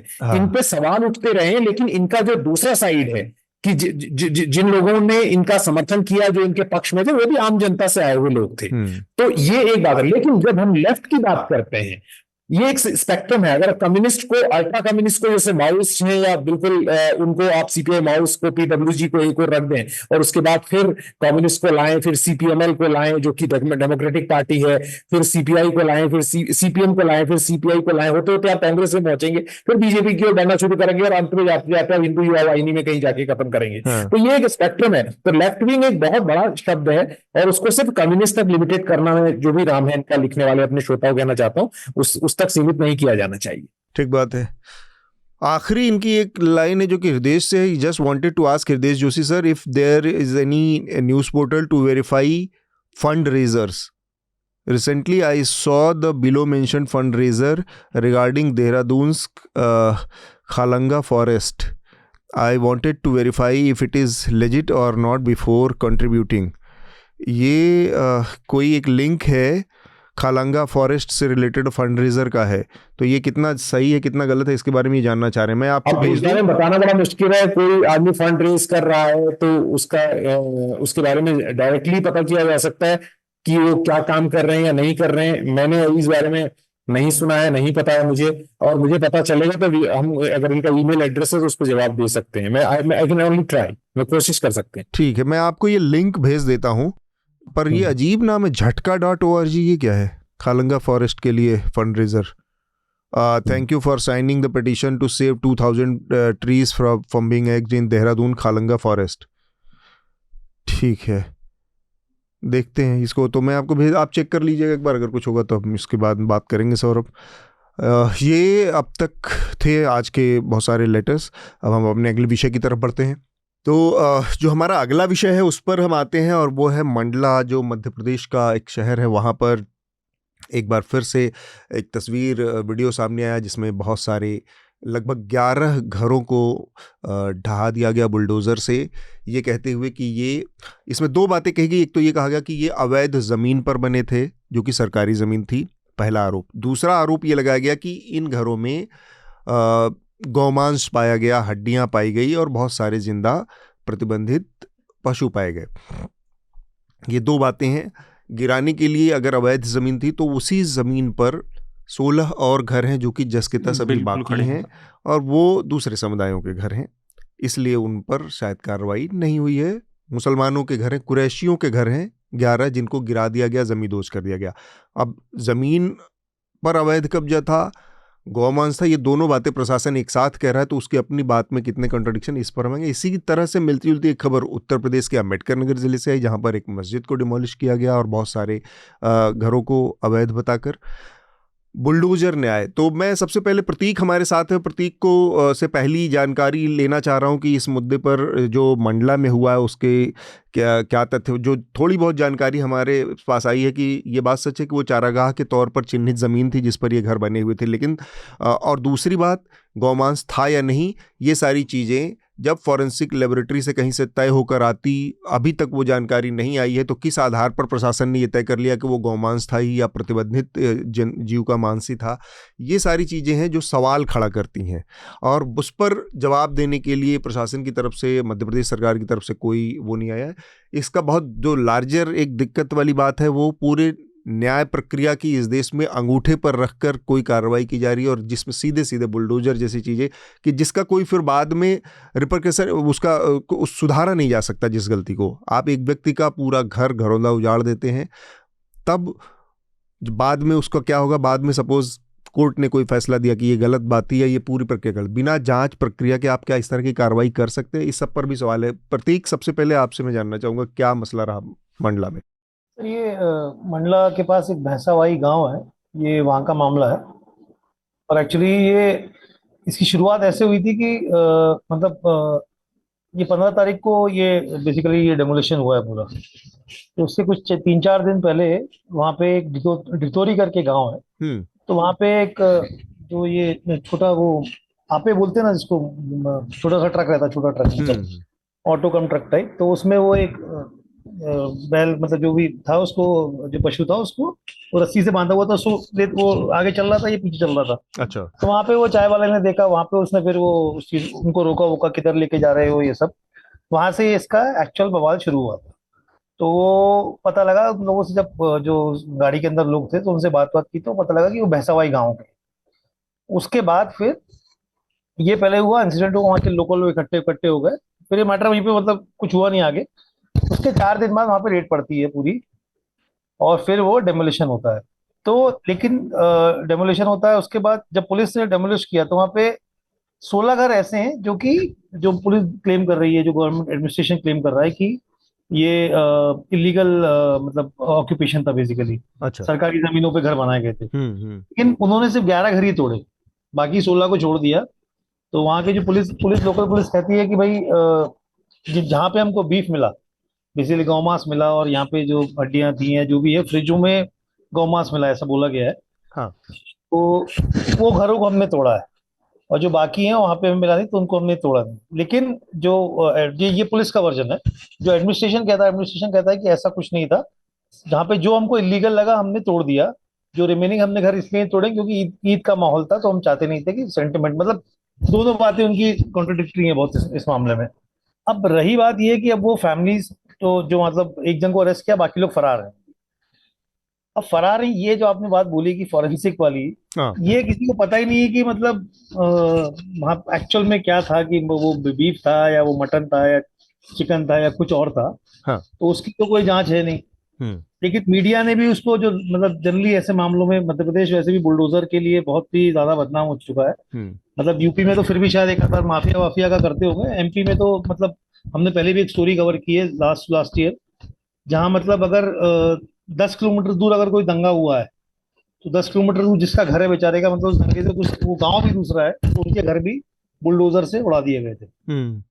तो यहाँ पे भी अभी जब तक ये पता नहीं चलता, ये एक बात और है कि ये गांव वैसे भी इनफेमस है बहुत, ये कैटल स्मगलिंग के लिए मतलब पहले से बोला जाता है कि इस गांव में एक 2016 में एक कांस्टेबल का मतलब हत्या हो गई थी। अच्छा। वारंट सर्व करने गए थे वहां पे वो, तो उनको मार दिया था वहां पे। तो कैटल ये स्मगलिंग को लेके मतलब वो गांव पहले से ही बदनाम है। अच्छा, ठीक तो मतलब बोला जाता है कि हाँ भैया यहाँ पे ये गौ तस्करी करते हैं वगैरह तमाम चीजें।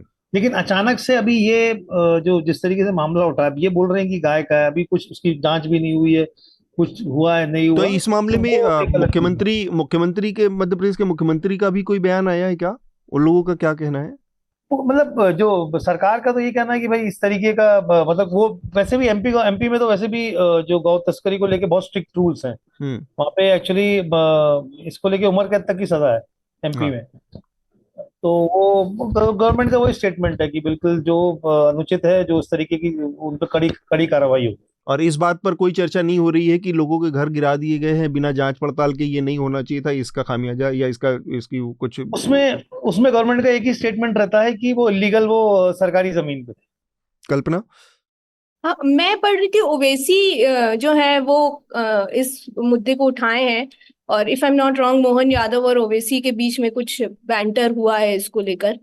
ओवैसी ने कहा है कि चुन के घरों को गिराया गया है। मार्क टारगेट किया गया है। टारगेट किया गया है। मैं ऐसा कल पढ़ रही थी, तो वो चीज तो चल रही है। तो मुझे एक्चुअली एक लार्जर कॉन्टेक्स्ट में इसमें दिखाई देता है एक तो गाय प्रेम जो मध्य प्रदेश का रहा है सदैव से, और दूसरी बात जो है बुलडोजर न्याय।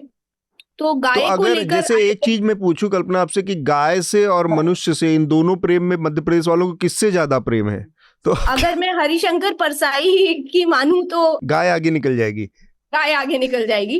वो मेरा रिकमेंडेशन होगा इस कार्यक्रम के एंड में, उनका जो व्यंग्य उन्होंने लिखा है। Right. Anyways, so the thing is कि ये मतलब जितना इनोवेशन और क्रिएटिविटी एमपी सरकार गाय को बचाने के लिए कर रही है वो बेमिसाल है। मतलब काऊ कैबिनेट बनाई 2020 में शिवराज सिंह चौहान ने, और काऊ कैबिनेट इज मतलब मैं डिप्लोमैट में भी आई है वो स्टोरी, वो इतनी अनोखी थी।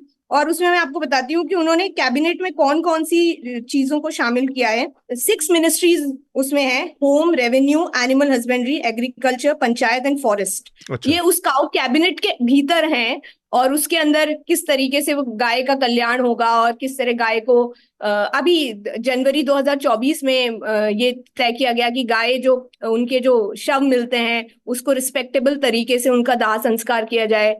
और ये सब चीजें एक तरफ है। ऑन द कॉन्ट्ररी अगर आप देखेंगे, अगर मैं खुद जब भी भोपाल जाती हूँ, तो जब दतिया डबरा से आप घुसते हैं तो आपकी गाड़ी की किसी गाय से टक्कर ना हो, ऐसा हो ही नहीं सकता। मतलब वहाँ आवारा मवेशी इस कदर, मेरी गाड़ी मतलब बुरी तरीके से 2-3 बार दिन के वक्त मतलब वो टकराई है और बुरी तरह उसको नुकसान पहुंचा है। रात में तो आप चल ही नहीं सकते। मतलब ऐसा, मतलब वो जैसे महाराष्ट्र से आप, मतलब मैं मध्य प्रदेश काफी बार गाड़ी से गया हूँ, तो उस रूट पे अगर आप जैसे भी ये मतलब जैसे इंदौर के आगे निकलेंगे, इंदौर से लेके ग्वालियर का जो बेसिकली गुना, शिवपुरी, यहाँ पे तो मतलब ऐसा नहीं कि एक दो गाय मिलेंगी आपको, झुंड में आपको हाईवे के बिल्कुल वो जो रेलिंग होती है उसके बगल में बैठ के 20 से 30 गाय आराम से बैठी हुई हैं। तो वो और तो आपको उसी में से नेविगेट करना है, कैसे उसी भी में निकालना आपको।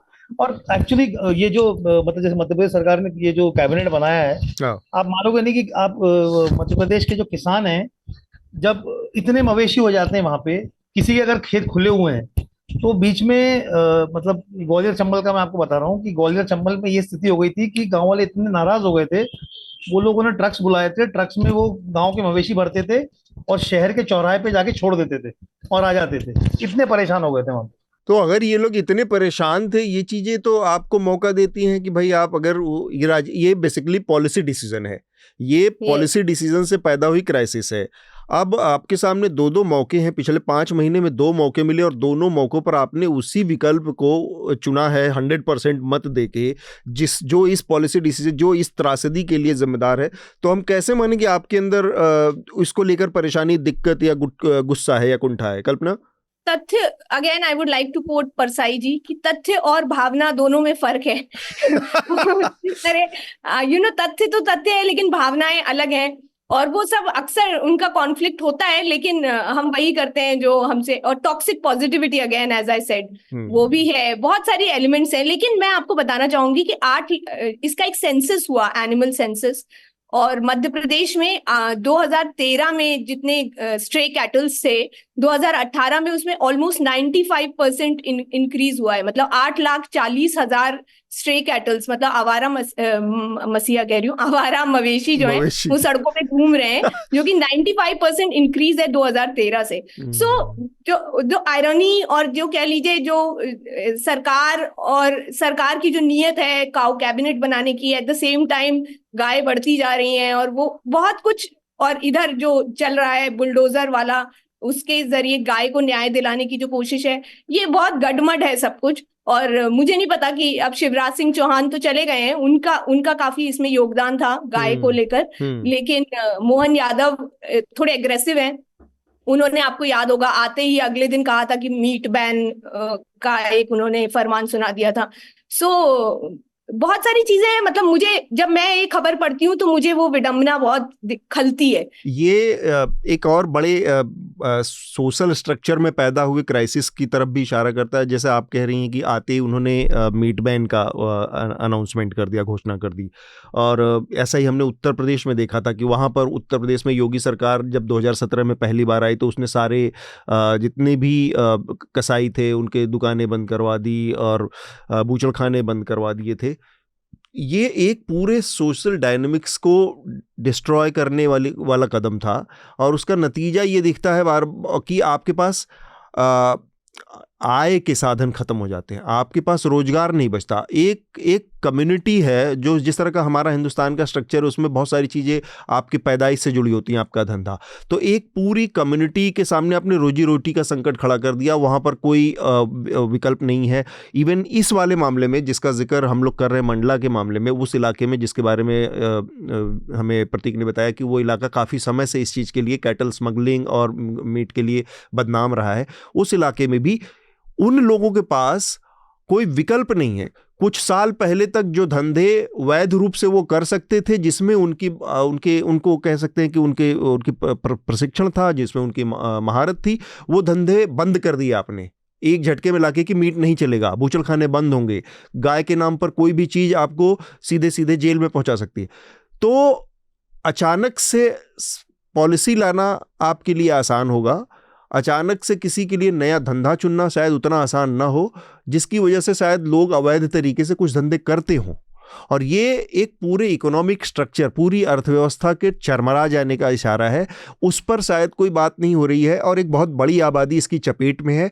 पॉलिसी के लेवल पर इन चीज़ों पर जब तक चिंता नहीं और मंथन नहीं होगा, तब तक इस तरह की घटनाएं बार बार हमारे सामने आएंगी। और सबसे बड़ी दिक्कत है कि ये नफरत की एक आइडियोलॉजी से पैदा हो रही है, जिसमें विचार और व्यावहारिकता का पूरी तरह से अभाव है। पॉलिसी में अगर व्यावहारिकता का अभाव है तो वो उससे बुरी कोई पॉलिसी नहीं हो सकती। देखिए, इसका जो इकोनॉमिक पहलू आपने कहा वो तो महत्वपूर्ण है ही। 2015-16 में प्रधानमंत्री मोदी के पहले कार्यकाल के दौरान ऊना में जो तस्वीरें आई थी तो बहुत सारे लड़कों की पिटाई की और बहुत ज्यादा वायरल हो गई थी वो तस्वीरें।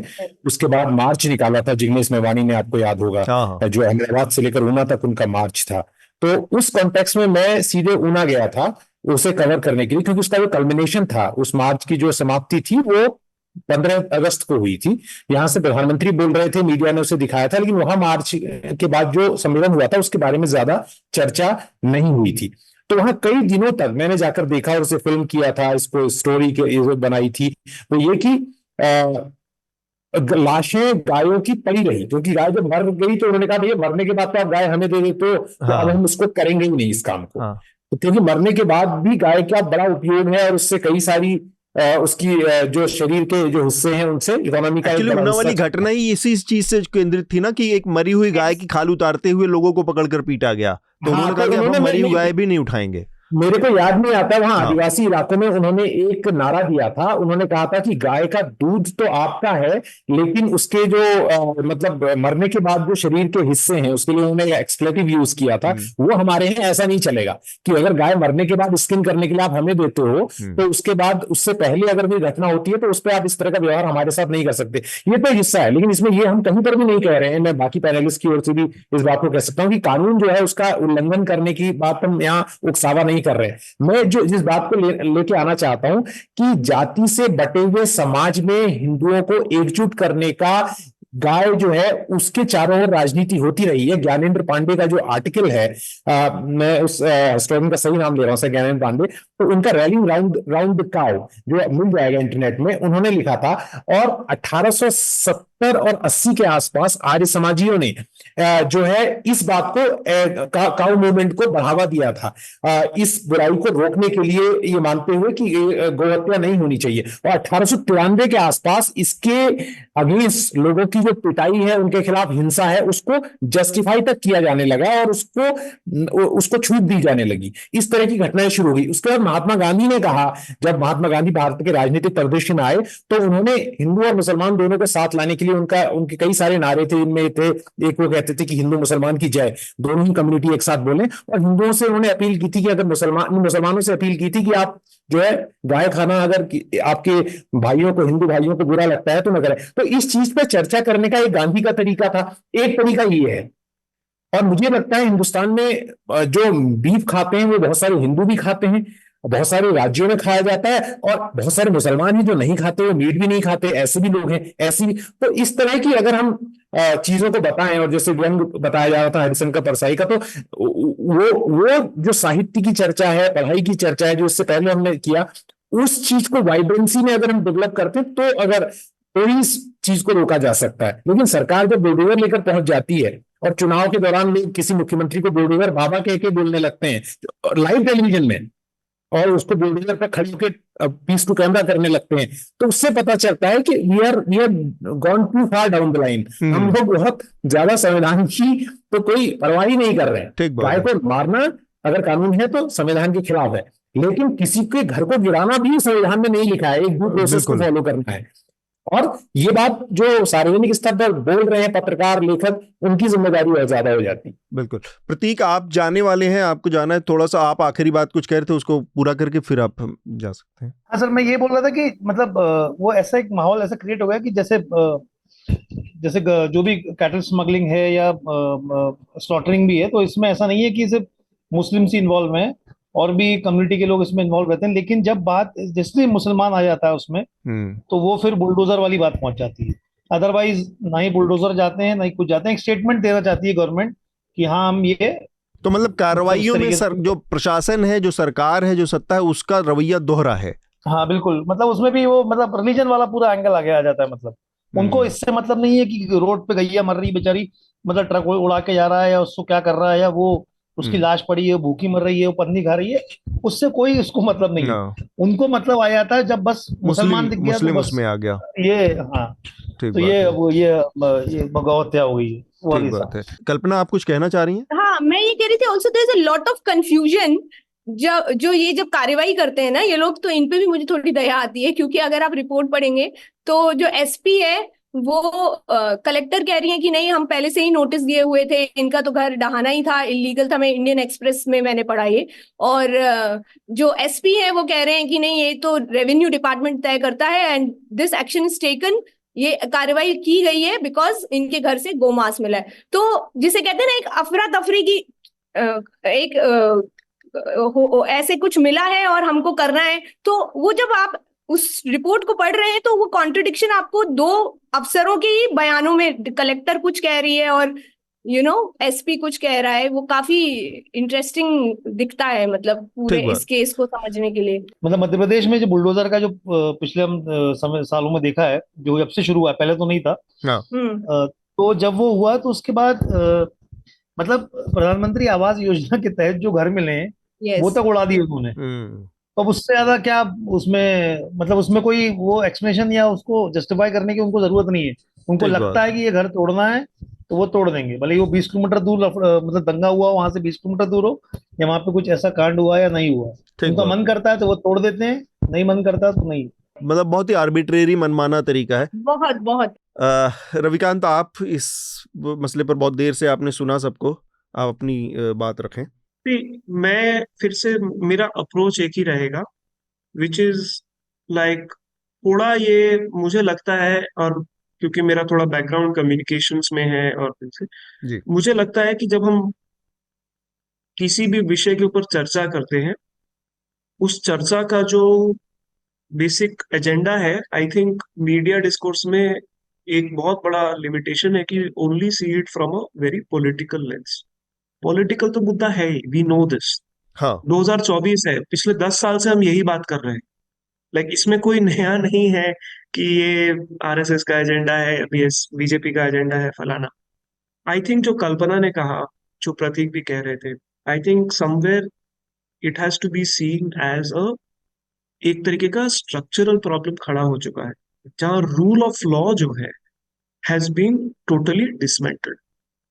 ठीक है, अब इसको टॉलरेट किया जा रहा है क्योंकि एक बहुत बड़ा समाज का तबका है जो कहीं ना कहीं इस एजेंडे से बहुत सहमत है कि जो मुस्लिम तबका है उसे दबा के रखा जाए, उसे परसिक्यूट किया जाए, तंग किया जाए, हरास किया जाए उसकी।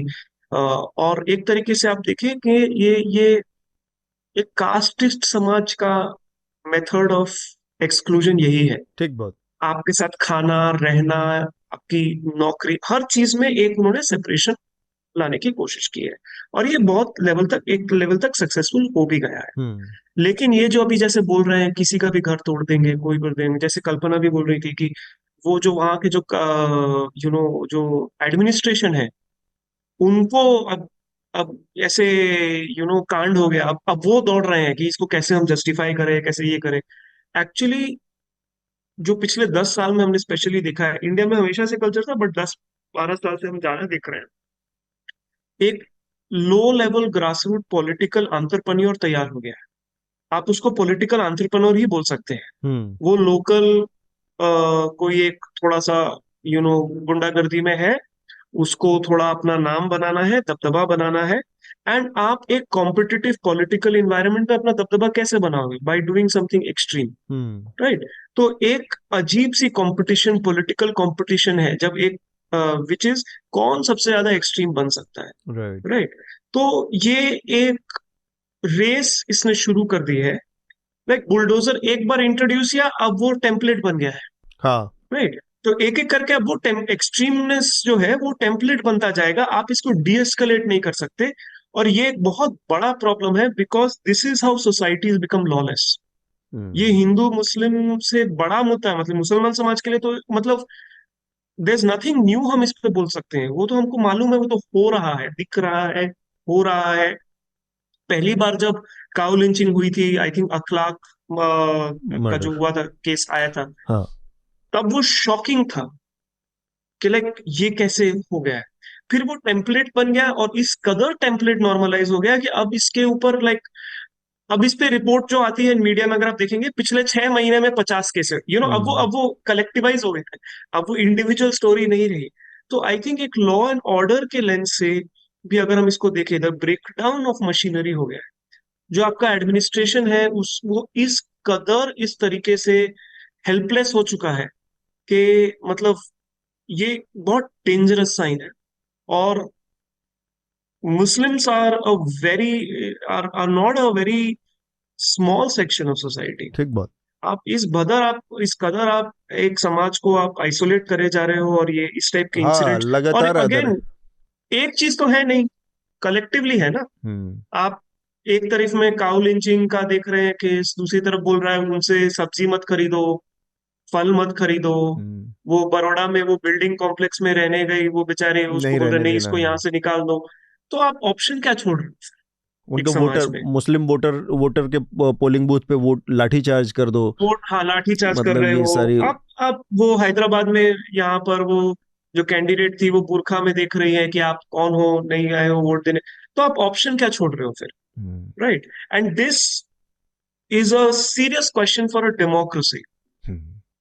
लाइक कम्युनल तो है ही इशू, इस्लामोफोबिया का तो इशू है ही, बीजेपी का इशू है ही, बट स्ट्रक्चरल पॉइंट ऑफ से अगर हम देखें तो मतलब there is a much deeper question left here. Vikas, ji. आखिरी आपका ये मंडला वाले मसले पर आपकी कमेंट्री, और फिर हम इसके बाद जी आगे बढ़ेंगे चर्चा के। सर, ये तो है ये कि पूरा मामला जो है ये इमोशंस का है, इमोशनल मामला है पूरा एक किस्म से, गाय वाला। मध्य प्रदेश, ये आपका जो राज्य है हरियाणा भी बहुत जी, जी। बदनाम रहा है हाँ, हाँ। मतलब गाय वहाँ के नाम कानून पर है, हत्याओं वहाँ भी को कानून है। लेकर। इसीलिए मैं कह रहा हूँ सर, ये बार-बार जो है कि ये इमोशनल मामला है, और इसका इमोशनल मामले का कोई रैशनल सॉल्यूशन तो होता नहीं एकदम से कि। लेकिन मैं एक चीज़ जो है इस पूरे मामले से जुड़ी, वो एक चीज़ मुझे ध्यान आई, आर्टिकल 48 जहाँ से ये पूरा पॉलिटिक्स जो शुरू होती है, उसमें साफ-साफ लिखा है कि हमें क्या करना है कि वैज्ञानिक रूप से ऐसे पशुओं को बचाना है जो दुधारू हों और जो वाहन गौवंश हो एक तरह गौवंश से। सिर्फ, हाँ, और ठीक स्पेसिफिकली बात है। गाय के लिए नहीं लिखा है उसमें। सिर्फ एक लाइन जो लिखी है कि इनकी वध पर रोक लगानी है, वो इसलिए लगानी क्योंकि ये दुधारू पशु हैं और अभी माल ढोने के काम आते हैं। लेकिन जब ये डायरेक्टिव प्रिंसिपल गया उसमें, और अब तक बहुत सारी चीज़ चेंज हो चुकी हैं, बहुत सारी और चीज़ें बदलाव आ गया है, और जो पॉलिटिक्स है दक्षिणपंथी, और जिसने गाय को राजनीति का मुद्दा बना लिया है, गोवंश को खासकर, तो अगर हम संविधान के हिसाब से देखें तो उन्होंने तो बाकी दुधारू पशुओं की बात की है कि उनके वध पे भी रोक लगनी चाहिए। और दूसरा, मुझे एक चीज़ कभी समझ नहीं आई कि इस तरीके के जब भी केस होंगे तो आप देखेंगे कि जो लेमैन है इसमें, जो या तो उस पशु को कहीं ले जा रहा है, या उसने खरीदा है, वो ट्रेवल कर रहा है, या जैसे ऊना का जिक्र आया, वो जो उस काम से बहुत निचले तबके से जुड़ा है, वो हमेशा टारगेट पे होता है। लेकिन जो स्लॉटर हाउस हैं वो तो हम सबको पता है कहाँ हैं। लेकिन ये बड़ा सही एक चीज़ जो रविकांत की बात से मैं उठा रहा हूँ कि ये इनका जो कहना है था कि बेसिकली ये रिफ्लेक्शन है भारतीय समाज जिस तरह का था। पहले उसके पास कास्ट हायरार्की थी जिसमें कुछ लोगों के साथ इस तरह की चीज़ें वो कर सकता था। अब उसको नंबर चाहिए क्योंकि डेमोक्रेसी ने उसके सामने एक संकट पैदा कर दिया है कि वो नंबर अगर नहीं रहा तो उसके हाथ से पावर चली जाएगी। तो पावर ग्रैब करने की जो के हथकंडे हैं उसमें ये है कि उस हायरार्किकल में जो पहले शूद्र था या दलित था उसको तो अपने साथ लाना है नंबर्स। तो दूसरा फिर कहाँ से जाएगा, किसको अब टारगेट किसको करेंगे, इसके लिए कहाँ टारगेट में। तो मुस्लिम नेचुरली उस पे वो दलितों के स्थान पर नया टारगेट हो गया है। वो ये एक तरह का उसी ट्रेडिशनल हायरार्किकल इंडियन सोसाइटी का एक तरह से कंटिन्यूएशन है कि अब मुसलमान उसमें है कि उसको उसके साथ खाना बैठना नहीं, उसके साथ धंधा नहीं करना, जो चीज़ें पहले दलितों के साथ हो सकती थी या उसके साथ। ये एक बड़ी दिलचस्पी मेरे ख्याल से बहुत सारे लोगों ने इस पर काम किया होगा। इस तरह से इसको देखने का एक नज़रिया। कल्पना, आप कुछ कह रही हैं? मुझे ये भी लगता है जो इन्होंने एक वर्ड यूज किया पॉलिटिकल एंटरप्रेन्योरशिप, वो बहुत वो है क्योंकि रोजगार नहीं है तो जो नए बच्चे हैं वो दो ही चीज कर रहे हैं, या तो वो यूट्यूब चैनल बना रहे हैं या फिर वो कोई पॉलिटिकल पार्टी मोहल्ले की ज्वाइन कर रहे हैं, है ना। तो एक टारगेटीकरण इस सरकार ने कर दिया। ऐसा लगता है कभी कभी कोई सेल्स टीम है जो सबसे पहले जाके बताएगी कि मैंने इतने तो बुलडोजर कार्यक्रम भी कुछ उसी तरह पे तर्ज पे लगता है मुझे कि निचले स्तर पे मोहल्लों में कौन कितनी जल्दी कौन सा उपयोगिता, उसकी उपयोगिता कितनी है उस टॉप पे बैठे बड़े लीडर के लिए, अपनी उपयोगिता साबित करना, और एक बार उपयोगिता साबित हो गई जाके तो फिर उसको कुछ उसके बदले में मिल जाएगा।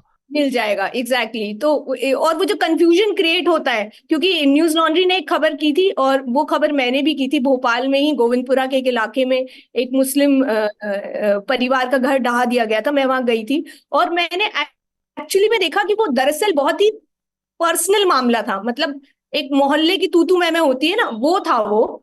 जब मैं वहां गई, एक तो पूरी कहीं पर भी आप उस लड़की का नाम पूछते तो कोई नहीं बता रहा था, सब एकदम वो थे। उस लड़की ने मेरे उस पतली सी गली से नाम सुन लिया कि उसको कोई ढूंढ रहा है, तो उसने पर्दे में से झांक के मुझे बुलाया। मैं अंदर गई और अंदर जाके मैंने उनसे बात की। उन्होंने वो सारे वीडियो दिखाए जो जिसमें उनका घर ढहाया गया था। और उसके बाद जब मैं बाहर निकली तो उनके सामने एक हिंदू फैमिली थी जिनके साथ उनकी तू मैं हुई थी। एंड जितना मुझे समझ में आया वो बहुत ही पर्सनल था, उसमें बुलडोजर का कोई रोल ही नहीं था। पड़ोसियों की लड़ाई थी।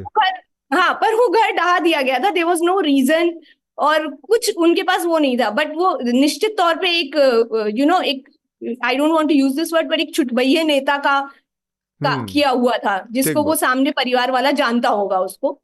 तो हृदय, आप कुछ इसमें जोड़ना चाह रहे हैं, वरना हम फिर इस बातचीत को यहाँ रोककर रिकमेंडेशन की प्रक्रिया पूरी करेंगे। ऐसा करता हूँ कि मैं जोड़ते हुए रिकमेंडेशन दे देता हूँ तो भी आपके लिए ज्यादा आसान हो जाएगा। हाँ, बिल्कुल। टाइम भी बचेगा आपका। मैं ये कह रहा था, इतनी बातें मैंने सुनी तो एक बात जो है ना, आप इसे संभल कर बोलते तो नहीं बोल रहे कि वो कितना इससे जुड़ेगी, ये हमारे श्रोता तय करेंगे। पर दो पॉलिटिकल साइंटिस्ट जेरेमी बेंथम और जॉन स्टुअर्ट मिल, उनकी थ्योरी है जिसे हिंदी में उपयोगिता का सिद्धांत या यूटिलिटेरियनिज्म कहते हैं। उन्होंने जो लॉ दिया था वो ऐसा लॉ बनाइए जिससे ज्यादा से ज्यादा लोग जो है जो प्लेजर को मैक्सिमाइज करना है और पेन को कम करना है। तो ये उनकी थ्योरी थी, जिसके आधार पर इस चीज को जस्टिफाई कर दिया जाता है कि अगर एक आदमी के मरने से 100 लोग बचते हैं तो उसमें कोई दिक्कत नहीं है, राइट। तो ये उपयोगिता का सिद्धांत या थ्योरी ऑफ यूटिलिटेरियनिज्म आई, जबकि सरकार को ऐसे कानून बनाने चाहिए जिसमें ज्यादा से ज्यादा लोगों का फायदा हो। तो ऊपरी तौर से ये देखने में बहुत सही लगता है। आज क्या हो रहा है कि जितने संवैधानिक पदों पर बैठे हुए लोग हैं वो इस बात को भूल जाते हैं कि उनका काम संविधान की रक्षा करना है, बहुमत की आवाज को सुनना नहीं है उनकी बात, राइट। तो एक दूसरे पॉलिटिकल साइंटिस्ट हुए थे जिनका नाम है इमैनुअल, ऐसे फॉलो डायरेक्टली उनको किया नहीं किया, पर उसमें मैच मिलता है कि इमैनुअल कांट ने जो है मॉरल वर्थ जो शब्द है उसको कॉइन किया था। और गांधी ने भी वही कहा था कि मीन्स इंपॉर्टेंट है, केवल सिर्फ ये नहीं है कि एंड इंपॉर्टेंट है, कि आप किसी काम को कैसे हासिल करते हैं वो इंपॉर्टेंट नहीं है, रास्ता अख्तियार करते हैं उसके लिए बहुत महत्वपूर्ण है, रास्ता भी सेक्रेड होना चाहिए। तो मैं इन 2-3 पॉलिटिकल साइंटिस्ट के बारे में, साधन भी बहुत नहीं महत्वपूर्ण है। बिल्कुल एग्जैक्टली जो बात आपने कही, ये शब्द उनके थे कि साधन भी इंपॉर्टेंट है। तो अब मैं इनके बारे में कुछ लिंक्स निकालूंगा। मेरे को लगता है हर बार किताब के बारे में बता देना वो थोड़ा सा एक वो हो जाता है, बॉकडाउन हो जाता है आदमी, तो पढ़ सकते हैं 2-3 नामों के बारे में। और इसी से मैं इस बात को कंक्लूड भी करता हूँ। आज जो डिस्कशन हुआ उसमें चारों मेरे दिमाग में चलती रही कि हम जो बात रविकांत भी कह रहे थे कि हम केवल एक छोटे लेंस में चीज को समेटते हैं। हमें न्याय के फलसफे को ज्यादा महत्वपूर्ण देना चाहिए। ठीक बात है। रविकांत, आप क्या रिकमेंड करेंगे?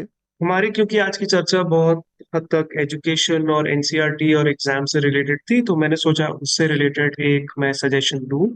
तो 2018 में एक बहुत ही जुझारू किताब आई थी which I think every young person in India should read. It is called Exam Warriors by our Prime Minister Narendra Modi. I think उन्होंने उस किताब में लिखा है कि हमारे बच्चों को एग्जाम के स्ट्रेस के साथ कैसे डील करना चाहिए। और क्योंकि अभी हम देख रहे हैं नीट और नेट और ऐसे बहुत सारे एग्जाम में बहुत स्ट्रेस हो रहा है, तो आई थिंक एग्जाम वॉरियर 13-14 के लिए बहुत जरूरी है।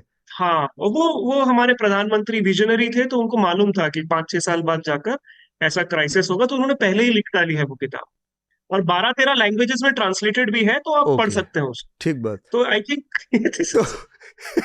तो नीट और नेट के कॉन्टेक्स्ट में बस मुझे एक ही चीज ध्यान आ रही है कि हम परीक्षा तो नहीं करा सकते, लेकिन हम परीक्षा पर चर्चा जरूर कर सकते हैं। तो परीक्षा पर चर्चा करते हैं। परीक्षाएं तो भगवान भरोसे इस देश में होती रहेगी। कल्पना, आप क्या मैं कहने ही वाली थी एक्चुअली, परीक्षा पे चर्चा रिकमेंडेशन में यूट्यूब पे है बहुत सारे परीक्षा पे चर्चा, मोदी जी की जो चर्चा कर रहे हैं वो भी देख सकते हैं। परीक्षाएं तो अब हो नहीं सकती इस देश में।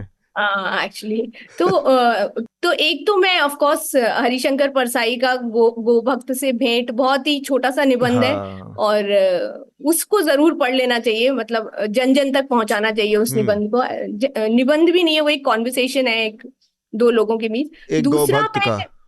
हाँ, वो ऑनलाइन मिल जाएगी, आर्टिकल्स छपे हैं उसमें। और दूसरा मैं कहूंगी कि एनसीईआरटी की किताबें पढ़ ली जाएं, और टू अंडरस्टैंड जो बात है वो मुझे लगता है बड़ों को भी पढ़नी चाहिए। एक मैं फ्रांस लेबोविट्ज का, ये इसका इससे कोई लेना देना नहीं है आज की चर्चा से, लेकिन मैं नेटफ्लिक्स पे फ्रांस लेबोविट्ज एक ह्यूमरिस्ट है, सोशल कमेंटेटर है अमेरिका की। और उनसे उनके साथ मार्टिन स्कॉर्सेज़ी की एक बातचीत है डॉक्यूमेंट्री सीरीज में, उसका नाम है प्रिटेंड इट्स अ सिटी। और वो एक बहुत ही दिलचस्प मतलब फ्रांस लेबोविट्ज शहर जो बन रहे हैं उसको अपनी लेंस से देखती हैं और बड़े ही दिलचस्प अंदाज में उसका विश्लेषण करती हैं। तो वो मुझे बहुत ऐसा लगता है देख लेना चाहिए। एंड वन लास्ट, जो रविकांत कह रहे थे कि एक वाइडर लेंस से हमें देखने की जरूरत है, नॉट जस्ट पॉलिटिकल। तो एक सोशल कमेंटेटर है, ओलिवर बर्कमैन नाम है उनका, ऑफ कोर्स पश्चिम से आए हैं, लेकिन वो बहुत ही, उनके आर्टिकल्स गार्डियन में छपते रहते हैं, और वो एक वाइडर लेंस से ही चीजों को देखते हैं, और बहुत ही छोटे छोटे आर्टिकल्स होते हैं, बट उन्हें पढ़ लेना चाहिए। जैसे हम सब जो इतने गुस्से में हैं, हम इतने गुस्से में क्यों हैं, वो उसको बड़ा सही विश्लेषण करते हैं, और पॉलिटिक्स से अलग हटके वो उस पर बात कर रहे होते हैं। He is one of my favourite, और वो बहुत एक बड़े चश्मे से चीजों को देखते हैं। ओलिवर बर्कमैन नाम है उनका। ठीक बात। इन सब चीजों से हटके कोक स्टूडियो भी सुन सकते हैं, सीजन 15 बहुत अच्छा आया है। ठीक है, अब इसको it's very very good, it's very good. Okay Vikas, आप क्या रिकमेंड Yes. करेंगे? सर एक तो हमारी जो अंतिम हिस्सा था गाँव पे था, तो हम कुछ दिन पहले न्यूज़ लॉन्ड्री की हमारी डॉक्यूमेंट्री थी मोनू मानेसर पे, तो वो मैं चाहता हूँ कि वो गोरक्षक, हाँ, वीडियो प्रोफाइल जो था उसका, तो उससे थोड़ा सा और अंदाजा लग जाएगा इस पॉलिटिक्स का, इसके पीछे की पॉलिटिक्स का। और एक सीपीजे का लेख है यही कि काउ स्लॉटरिंग को लेकर किस किस तरीके का कानून है और कैसे हैं, और उसमें बहुत महत्वपूर्ण चीज़ ये भी है कि किस तरीके से ये सारे कानून जो है गौ हत्या पर तो रोक लगाते हैं, लेकिन इंसान की हत्या को वैधता दे देते हैं, उसको पवित्र बना देते हैं, तो उस तरीके की। मेरा रिकमेंडेशन यही है, कश्मीर की कहानी, जो कि एक ग्राफिक नॉवेल है। सुमित कुमार ने इसको तैयार किया है बड़ी मेहनत से, और बहुत शानदार चीज़ है, तो इसको इस हफ्ते आप कंसीडर कर सकते हैं, पढ़ सकते हैं। इसके साथ ही हम आज की इस चर्चा को यहाँ पर रोकेंगे। हृदेश, कल्पना, रविकांत, विकास और प्रतीक, आप सबका बहुत बहुत शुक्रिया इस चर्चा में शामिल होने के लिए। इसके अलावा हमारे साउंड रिकॉर्डिस्ट अनिल हैं, हमारे प्रोड्यूसर प्रशांत कुमार, आप दोनों का भी बहुत बहुत शुक्रिया।